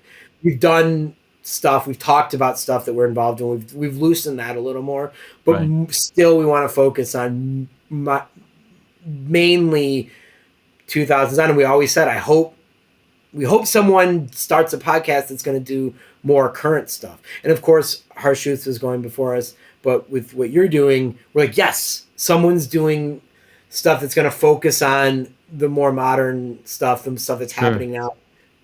Yes, that we're going to talk about that stuff, of course, and that's why we started adding in recent listening, or Yeah. we have someone on and then we talk about an album. But now we've even moved more just towards having interviews and being less precious about the only 90s and 80s stuff. We like it if you've started in the 90s, but it's not a hard fast rule anymore. Yeah. But we like that you do more of the current modern stuff as well as old stuff. I mean, it's not like, and it's not your hard fast rule for you. Obviously, you've done plenty of older Yeah. I people, mean, and I like that we can work together. Yeah, for sure. And like, I just started focusing. I mean, the podcast just started as an idea to focus on artists that I've released. Like, that was the first thing. Like, Right. In the extended segment of this interview, Mike and Oscar talk a bit about the ins and outs of podcasting and share some of their theories on the waves of activity in the noise scene in the past several years. You can find that and much more bonus content from this episode at patreon.com/whitecentipedeNoise. And you and Tara do also these, the Noisextra Patreon has a lot going on. You guys do Yeah, we do episodes, just the two of you. Yeah. We do Home Time, which is, so all of the series are named after track titles or album titles. So obviously Noise Extra is the Masana Pure album. Home Time is the Throbbing Gristle song. It's always been one of my favorite Throbbing Gristle tracks off DOA. It's such a strange track. It's like a cozy track, and there's a recording of a kid talking, and it's just one of the strangest TG tracks. I've always loved that. And then we do Noise Rumble, which is the wrestling thing, which is of course based on the Noise Rumble comp. And so we do that. We do those every week. In fact, actually, this was as we're recording now, this is the first week we actually did take off. My mom was in town, and we've gone through we've plowed through surgeries, we've plowed through visits, we've plowed through trips, and it was the first week out of the entire time that we didn't. And I feel like Mom stopped the show. I feel an insane amount of guilt. Like, and I know nobody is, I'm like, oh my God, we missed a week. I don't know what to do with myself. Like, I feel like, so guilty about it. But Home Time generally focuses on movies, or maybe we'll pick one movie. But whoa, Japanese American history is coming at me. Obviously, I put this here for the video. It lives. We sleep under it, as we've told people. It lives above our bed. But I put it here for the viewers today. But more recently, it's been just really expanding, and Home Times, they've become a lot longer, and we're just really talking. Generally, the movie is the main focus, but movies are something that have always been a part of our lives, and trash movies, independent movies, horror, slasher. Those have been. I mean, really, since before music, for me, it was movies. Well, music's always been a huge part since I think I was in second grade when we got cable, and I saw MTV, and I saw Aerosmith and Def Leppard and Poison. I'm like, this is awesome. I love this. So, but then movies were also at the same time, watching Friday the 13th and Nightmare on Elm Street. And those were always my early things, going to video stores, renting. Once I rented Evil Dead and Texas Chainsaw, you're like, oh my God, movies are, we're being so young and not having context really, just getting it off the cover. So it's always something that's been with us. So I enjoy that every single thing we do and absorb, whether or not it's what we watch or what we listen to, goes into the podcast. So we have very, very few, if anything, that is not something that I don't really have extracurricular activities that aren't going into either the podcast or releases or artwork or projects. Right. I don't separate. I try not to separate really anything. But that's not to mean like we don't really add movie stuff into our music or our noise. There's not really many movie there's little to no that we keep that in the podcast. So, but there's every day, I like setting up every day to have a purpose, whether or not it's going towards an episode of Home Time, going to an episode of Noise Rumble, going towards Noisextra, or going towards a release. I don't really like having there's really no downtime. I prefer that everything leads into something else, no matter what it is. Yeah. So it's basically and then we do the 7 inches on Sunday. So I do all 4 of those pretty much always. I don't know if I missed the 7 inch. I may have missed the 7 inch, but I don't think so. So basically 4 episodes a week between the regular episode and the Patreon. Is that experience and that work in any way also kind of like therapeutic or kind of maybe not therapeutic, but helpful for you guys to deal with, life? Yeah, definitely. Yeah, absolutely. And especially on Home Time, we talk a lot more about, more our day or more things that we're thinking about in the larger picture of just living. So we do talk a lot more about that, and we'll hash things out live. I mean, we always say that if anyone who listens to Home Time, most people, if people ever hang out with me and Tara, they know it's us talking over each other. It's us feeding off each other. It's just how we are, finishing each other's sentences. Maybe one of us says something, you didn't, we really don't argue, but we have a quick, oh, stop, don't say it that way. Say this, we have quick things like that they never bleed over into anything else. But yeah, Home Time definitely becomes a thing that we look forward to doing. It's never I'm never bummed to do any episode. I always look forward to it. I was really looking forward to doing this, and so I do enjoy that element of it. And yeah, absolutely, we talk about so much stuff, and then maybe you relate it to something we're listening to, related to what we watched, and keep it that way. And so our theory too with the Patreon stuff is our Patreon series, we are basically, if you support and subscribe to the Patreon, our theory when we even first started doing our series is like, we're offering this in case you want to listen to it. We're not saying that if you support that means you're locked into listening to us. I know there's patrons who've never listened to any of our series, and that's totally fine. We're just putting it there as an extra thing. If you want to support us, here's something we're going to give you. We're also obviously we do the extra segment on if you're a patron, so the regular episodes are longer. But for us, it's something that we really, really like doing, and I would do if as a regular series because it's something we like doing, and we have.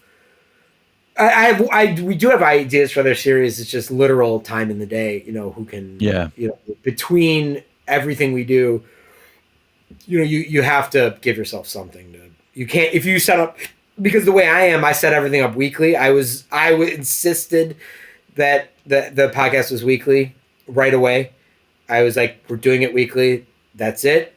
And that's just how I just can't, and I find, cause I know you've taken breaks and stuff.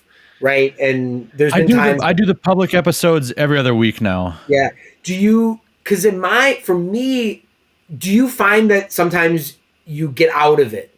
So in my mind, doing it weekly ensures that I'm never out of the rhythm. Do you ever find by doing it that you get out of rhythm? Not Or no? really, because I'm Yeah. usually doing something each time. Right. I probably do an interview each week, maybe every other week. And the Right. Patreon episodes that I do once a week. I do a WCN TV episode, which will oftentimes be an after blast where I do a second interview with someone I've already interviewed and kind of Yeah. catch up. So Yeah. that's that, but I do less editing, so it's not as it's more of We a don't casual. edit. Yeah, exactly. The Patreon we always jokingly we're like, we're not editing this. Yeah.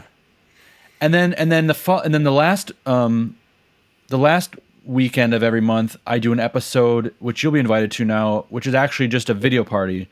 Oh, So cool. it's basically just a Zoom chat, and I invite all guests and all Patreon supporters, and we just get on.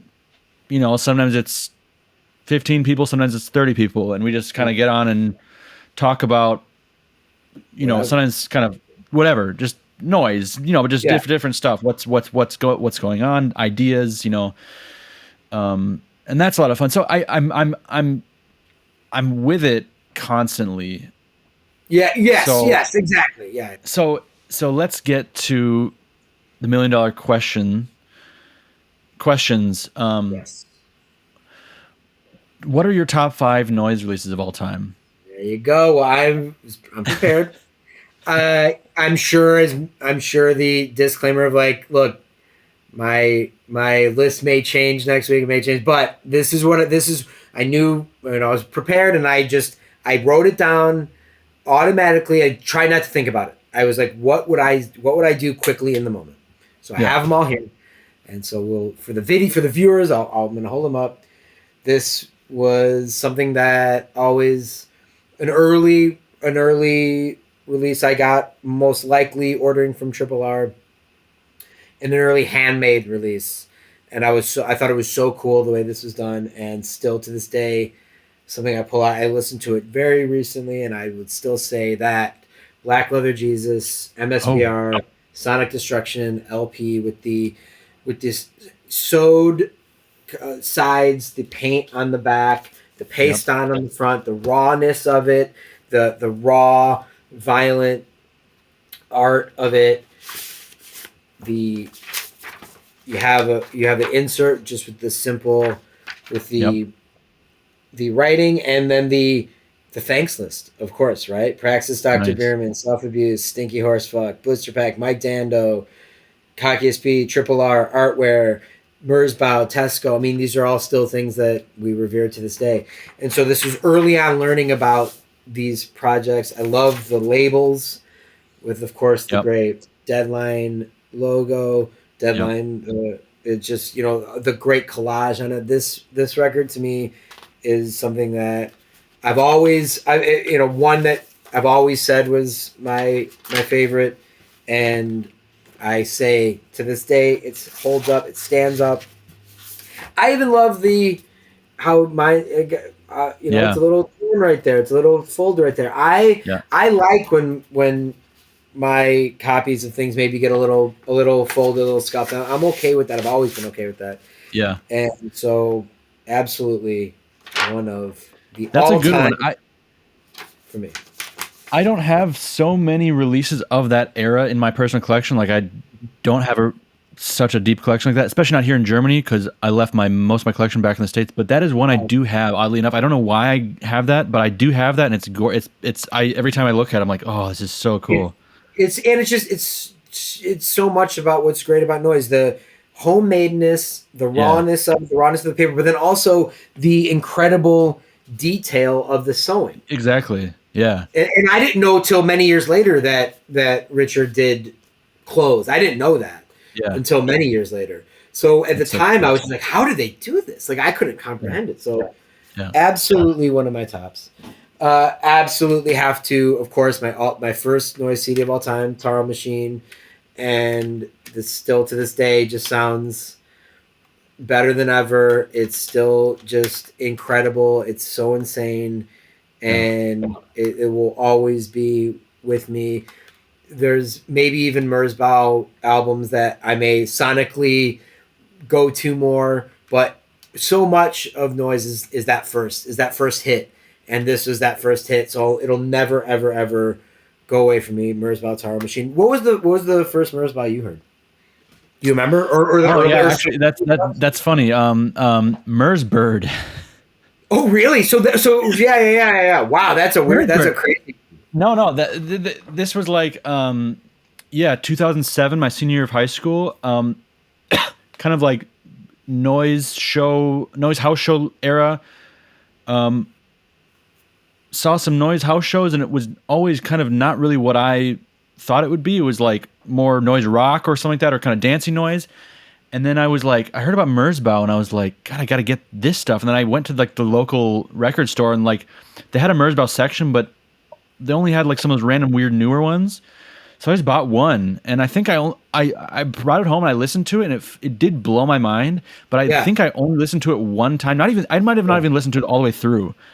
But it was just like, because every song is like a beat, and then this filter, the filter noise comes in, and I actually put it on recently. I found it on like YouTube and just like put it on again, and I was like, it had really strong flashbacks to it. But it has a strong place in my heart. I don't love it, but it's like still just like it blew my mind. But at that moment, it was like, okay, I need to find more. Like that was just kind of like the first taste, and it wasn't like I want to listen to this album a lot. But it was like I want to find more like this, but even more. I want to hear more of the filter sweep and less of the drum beat part. Yeah, absolutely. Yeah. I mean, anyone's first is always whether or not you listen to it once or you listen to it a bunch, you never forget it. Yeah. And you'll go back and it'll stick with you, and you're like, "Why? I need to hear more." I think sometimes that's the thing about having physical releases. That's the thing I think is lost in this era in a way, is for the youngins, is that they might not live with it. They might hear it, stream it, not be into it, and forget about it. Whereas us, we bought it. Maybe we weren't super into it, but we bought it. So when I own it, I want to. I'm thinking about it, and I want to think about it more. So having it is something that is so important. Exactly. It's not always about like hearing the best thing too. It's like it's not like you need to hear the best, especially with noise, which is so it's so subjective. And it's kind of over. It's obvious to say that, but it's so subjective. It's not like what is the objective best noise, and let me download it and then expose myself to it. It's like you might hear some weird kind of crappy, like third-rate noise release, but it's still the one that kind of came to you in some special way, and that has a really strong meaning for you in the end of the day. Absolutely. No, absolutely. We talked about this project, of course, already. I am wearing a shirt of this project, and so I got to say Audio Pathology, Skin Crime. This is just, from the gray armed and loaded packaging to the just absolute perfect noise album. So dark, so heavy, and so out of this world. So it's another world. To me, Audio Pathology is another world. And where Skin Crime, there's so many places they'll go. You have the self-titled Hospital CD that is that dark, slow element. Something like King of the Death Match just pummels you right away. And Audio Pathology is its own thing to me. It's the one that I'll never ever get sick of. And come on, I just think that's one of the great. It's always sitting across from where I'm at right now, so you can always see it. Yep. Audio Pathology. This one I had tough picking the album because to me it's just this project as a whole. So I went with the most recent album that we listened to from them, and it blew me away. And it being Smell and Quim, Jizz and Killers. And this to me was, it's Smell and Quim, what's so perfect about them is the mixing of so many different things: the dark humor, the seriousness, the true crime, but then also their own, whether or not scatological, whether or not it's sexual humor, but then it passes all these things. It becomes, you can laugh at your enemy's balls, but then you start thinking about it more, and it's not. And then you open it, and it's the Ed Gein. Of course, it's the Ed Gein victim, and I was just so blown away by the power of that, and by the power of opening it up. And it's just this iconic image, but reframed in this way. The Jism Killers, and this one being, on Tesco, which you feel like, especially, Smell and Quim. I think of course, Stinky Horsefuck. I think of your enemy's balls on Redstream, and then putting that out on Tesco. Just again, it's all about framing and context. But I also wanted to. It was very tough for me to pick which one. So again, to me, it's Smell and Quim as a whole. But I have to also point out one of my favorite Smell and Quim packages, Cosmic Bondage, with crazy. the Barbie. I've never actually seen that. With the tape, it is truly one of the great noise packages of the time. That's crazy. Absolutely. I've never seen that. That's awesome. This is so really Smell and Quim as a whole. Now I actually have a couple more. I guess I'm going a little bit over 5. I did want to throw out my favorite, or at least one of my all-time favorite noise 7-inches, and that being the Molest Broom Unusual Methods 7-inch. So this on Bandage Hand Produce. This to me is an example of what just the pure rawness and how great that can be. Very simple dark gray and light gray labels. Now I like a printed label, but I also like that this is purposeful. So the different colors is purposeful. It's not the total. I mean, you can see it, anyone watching, it's just a piece of paper. It's all, it's discolored, it's folded, it's you could crumple it up and it's the same. That's old Molest art to me, is that. And then sonically, it's some of the darkest, actually, creeps me out noise. Everything about it feels it doesn't feel, there's no preciousness to it. It doesn't feel like it has been mastered. Everything sounds wrong, but oh so right. It's absolutely, to me, a perfect noise 7-inch. Yep.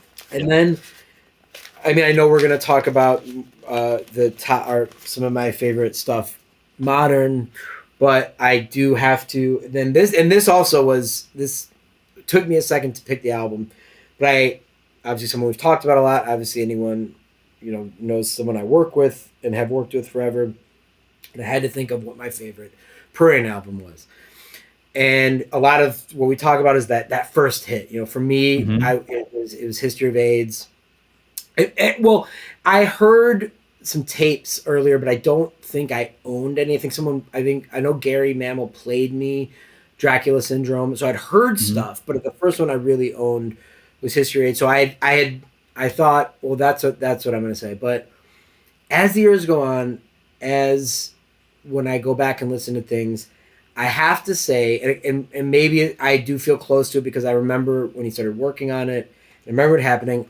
I have got to say that Bermuda Drain sounds nice. incredible, even better today than it did when it came out. And while I of course do have the LP, I'm showing the CD because I think of this as a CD. This to me I think of it as the CD. I love the artwork, and to me this was a big moment for Prurian and a big moment for what was happening at that time.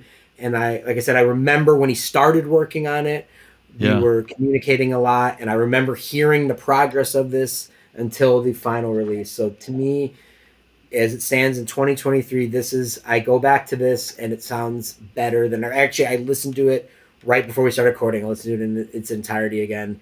And I got to say, it's blown me away this year. For you what was your first introduction to Prurian or a Hospital? That was Pleasure Ground, the CD. Again, same record store where I got Mersbird.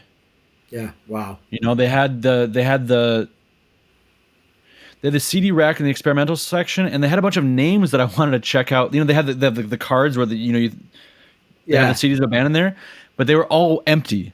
Like they had White House. There was a White House card. Right. Yeah.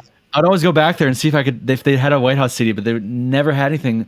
But they had Prurient, and that was like another one of those names I'd just been turned onto. Like Prurient is one of those guys, you know. And History of AIDS, or not History of AIDS, Pleasure Ground. I just remember putting it on my iPad or iPod. There you go. And walking somewhere and listening to it for the first time, like taking a really long walk and just being like, "Holy fuck, this is the most intense music I've ever heard in my life."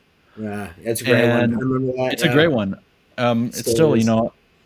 Absolutely, it's yeah. So, you know, he's just someone we've first time meeting. It was one of those like, oh yeah, we're brothers. This is how it goes, and to this day, it's never changed. And then another one that I just in general just love, and anyone who listens, you hear us talking about how much we all love, and again, I wasn't even sure of a specific album, but it's one we did an episode on recently. Is just Third Organ in general, and you know, this is the Harbinger LP. But one thing I do love about this is this came with all the flyers, so you can, you know, Smell and Quim, Third Organ, Contagious Orgasm. Like, oh man, I wish I was there.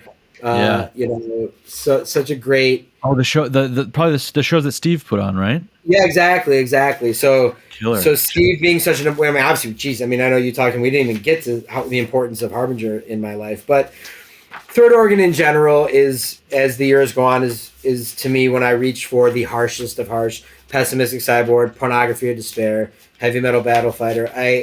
I just love Third Organ, and for us, when we get into something, we go all in, and so we always, like I said, we love the references, and Tara's always really great about the references. So we got deeply into tokusatsu, Japanese shows like Ultraman and Mirror Man, because of Third Organ. We've been watching and getting ready for Japan.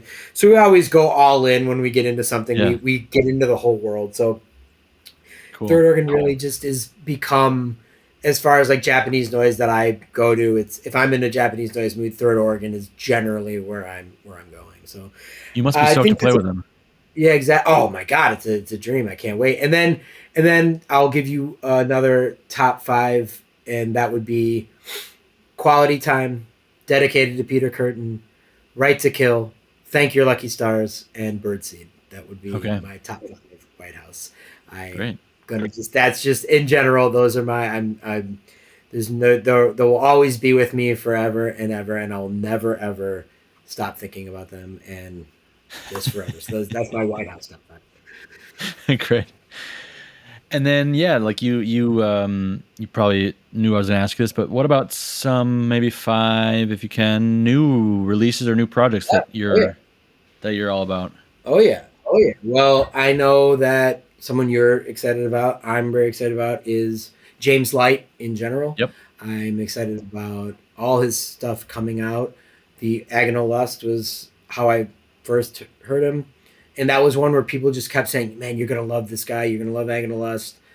And I picked up the record, and man, they were right. I loved it. And we got in touch, and he's become someone that is just a really, really, just a really great person, and someone that I'm really, really feel connected to. And from Agonal Lust to Wounded Son to Driller, that Driller tape that Hospital just did. Oh my God, it's so I can't even tell you how many times I listened to it.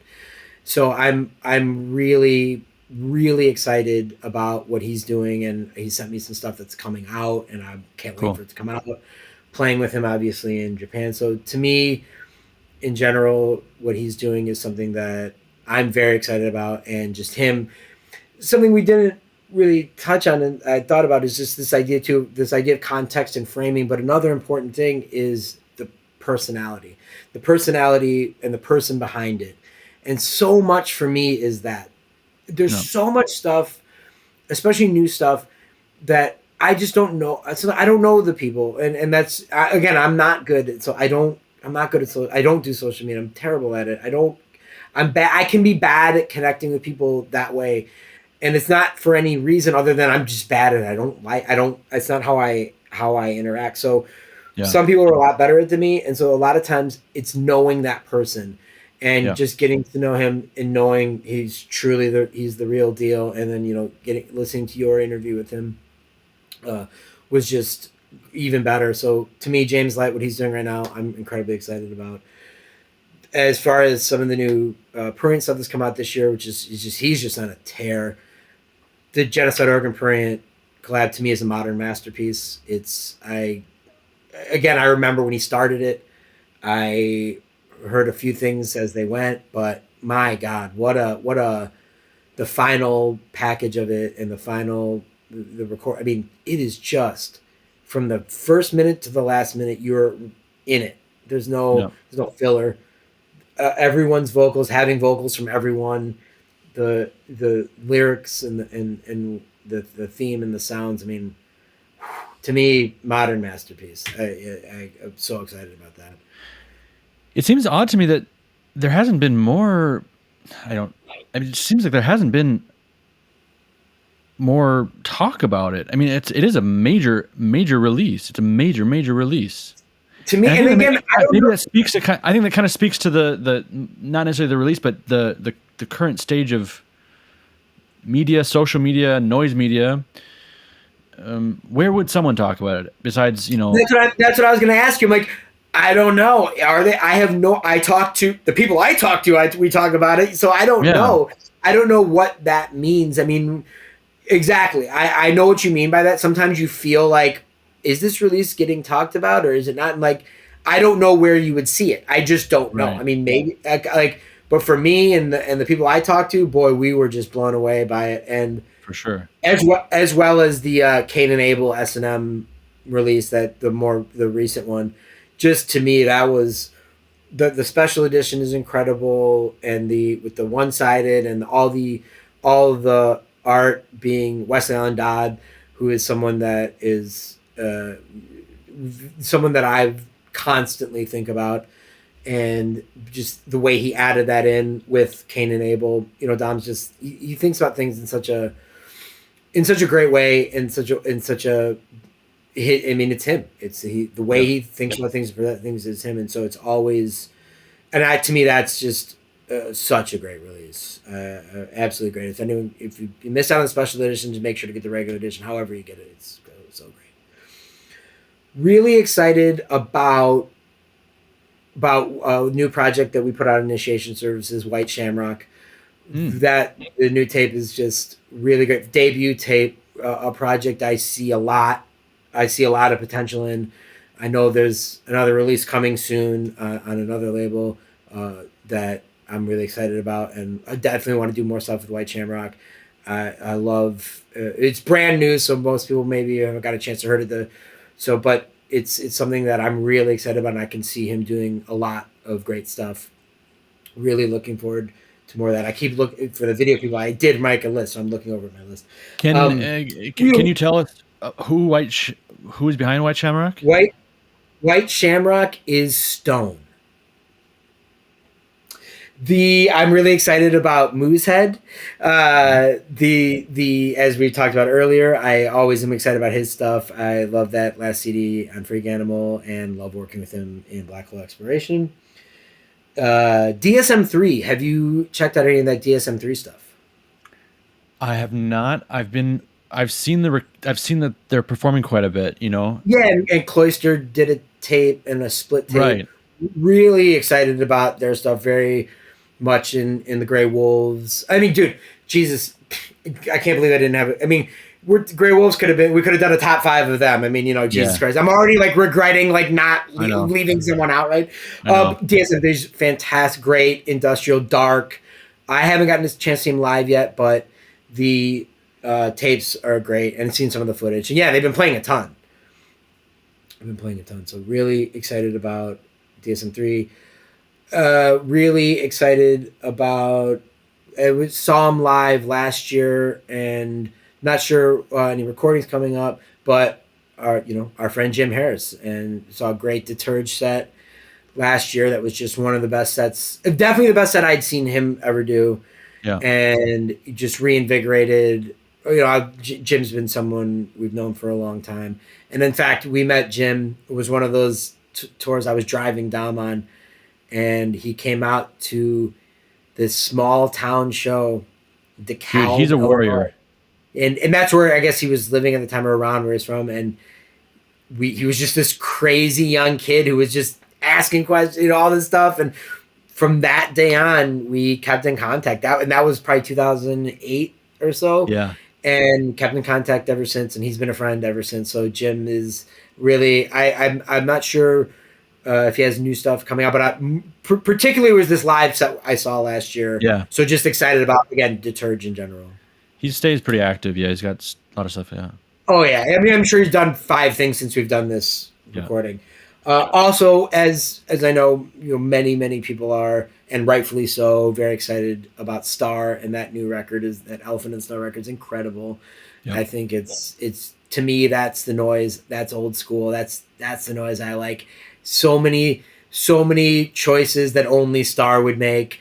So many, just the 2 CD of it, the overwhelming nature of it. By the time you get to that one track, that's just like the loop. Oh, you're just, because you've gone on this journey and you get to that one track and you're just like, oh my God, like it's, I'm just so excited about Star. And again, got to see him live last year. It was great.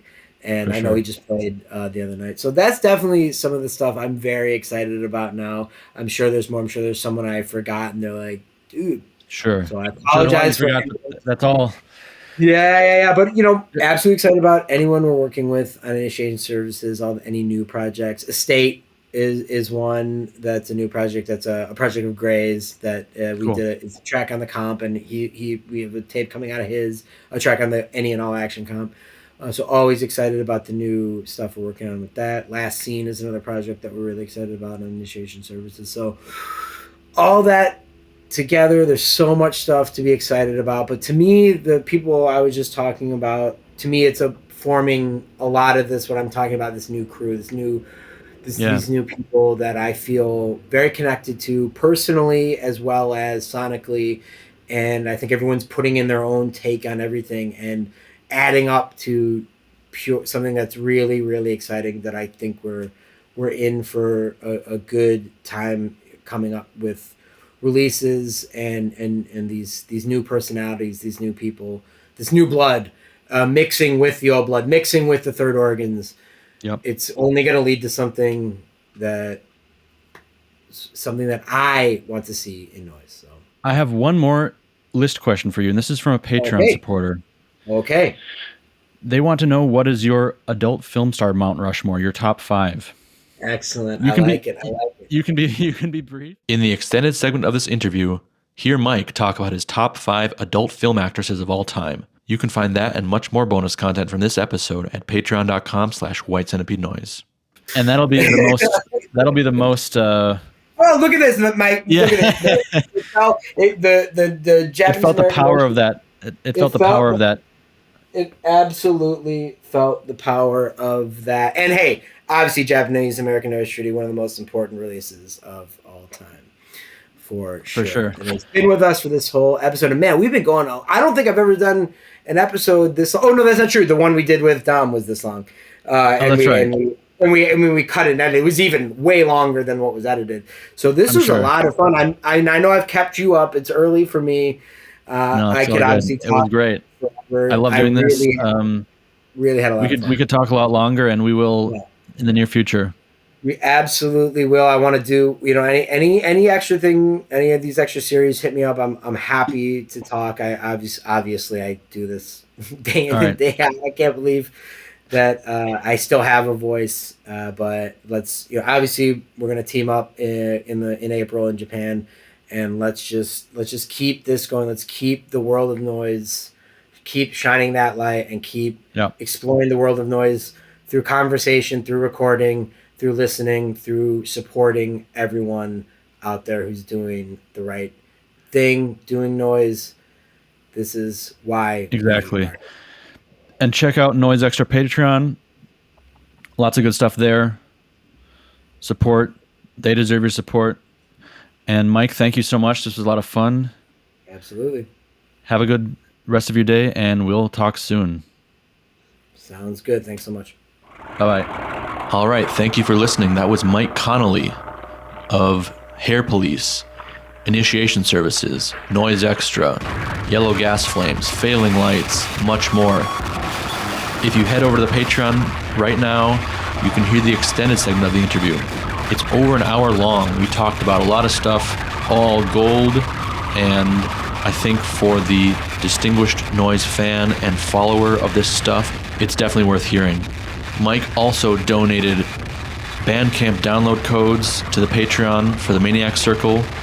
So there's 100 download codes of each of those releases, the Initiation Services compilation and Benoit from Yellow Gas Flames. Your support is very much appreciated and essential for keeping this podcast going. As I'm getting back into the swing of things after a longer break, there's some really good stuff coming up both to the podcast and the Patreon. As mentioned, there's a new Jim Haynes album in the works and a reissue of Sex Regular from Trerix Roset, among other new releases on White Centipede Noise, but those are kind of the first two on the docket, hopefully this December. The compilation is also in the works, and as mentioned before, the lineup is insane. I'll send it in production once the Patreon hits 300 paid members, and that compilation will only be available to paid members. Also, I want to shout out Sattata, the label and distro based in Finland. As you know, I have shut down my EU-based distro, White Centipede Noise, is no longer active. I really think distros are essential to keeping noise available and accessible internationally throughout the scene. So I'm really happy that Sattata is really stepping up to fill that void that I might have left. If you've been sleeping on this label, it's one of the best labels to emerge in the past several years. Vilho runs a great label. He is in the project The New Boyfriends. He does noise under Apperpot. Really good projects. And he's on top of his shit. He has very good taste and runs the distro very well.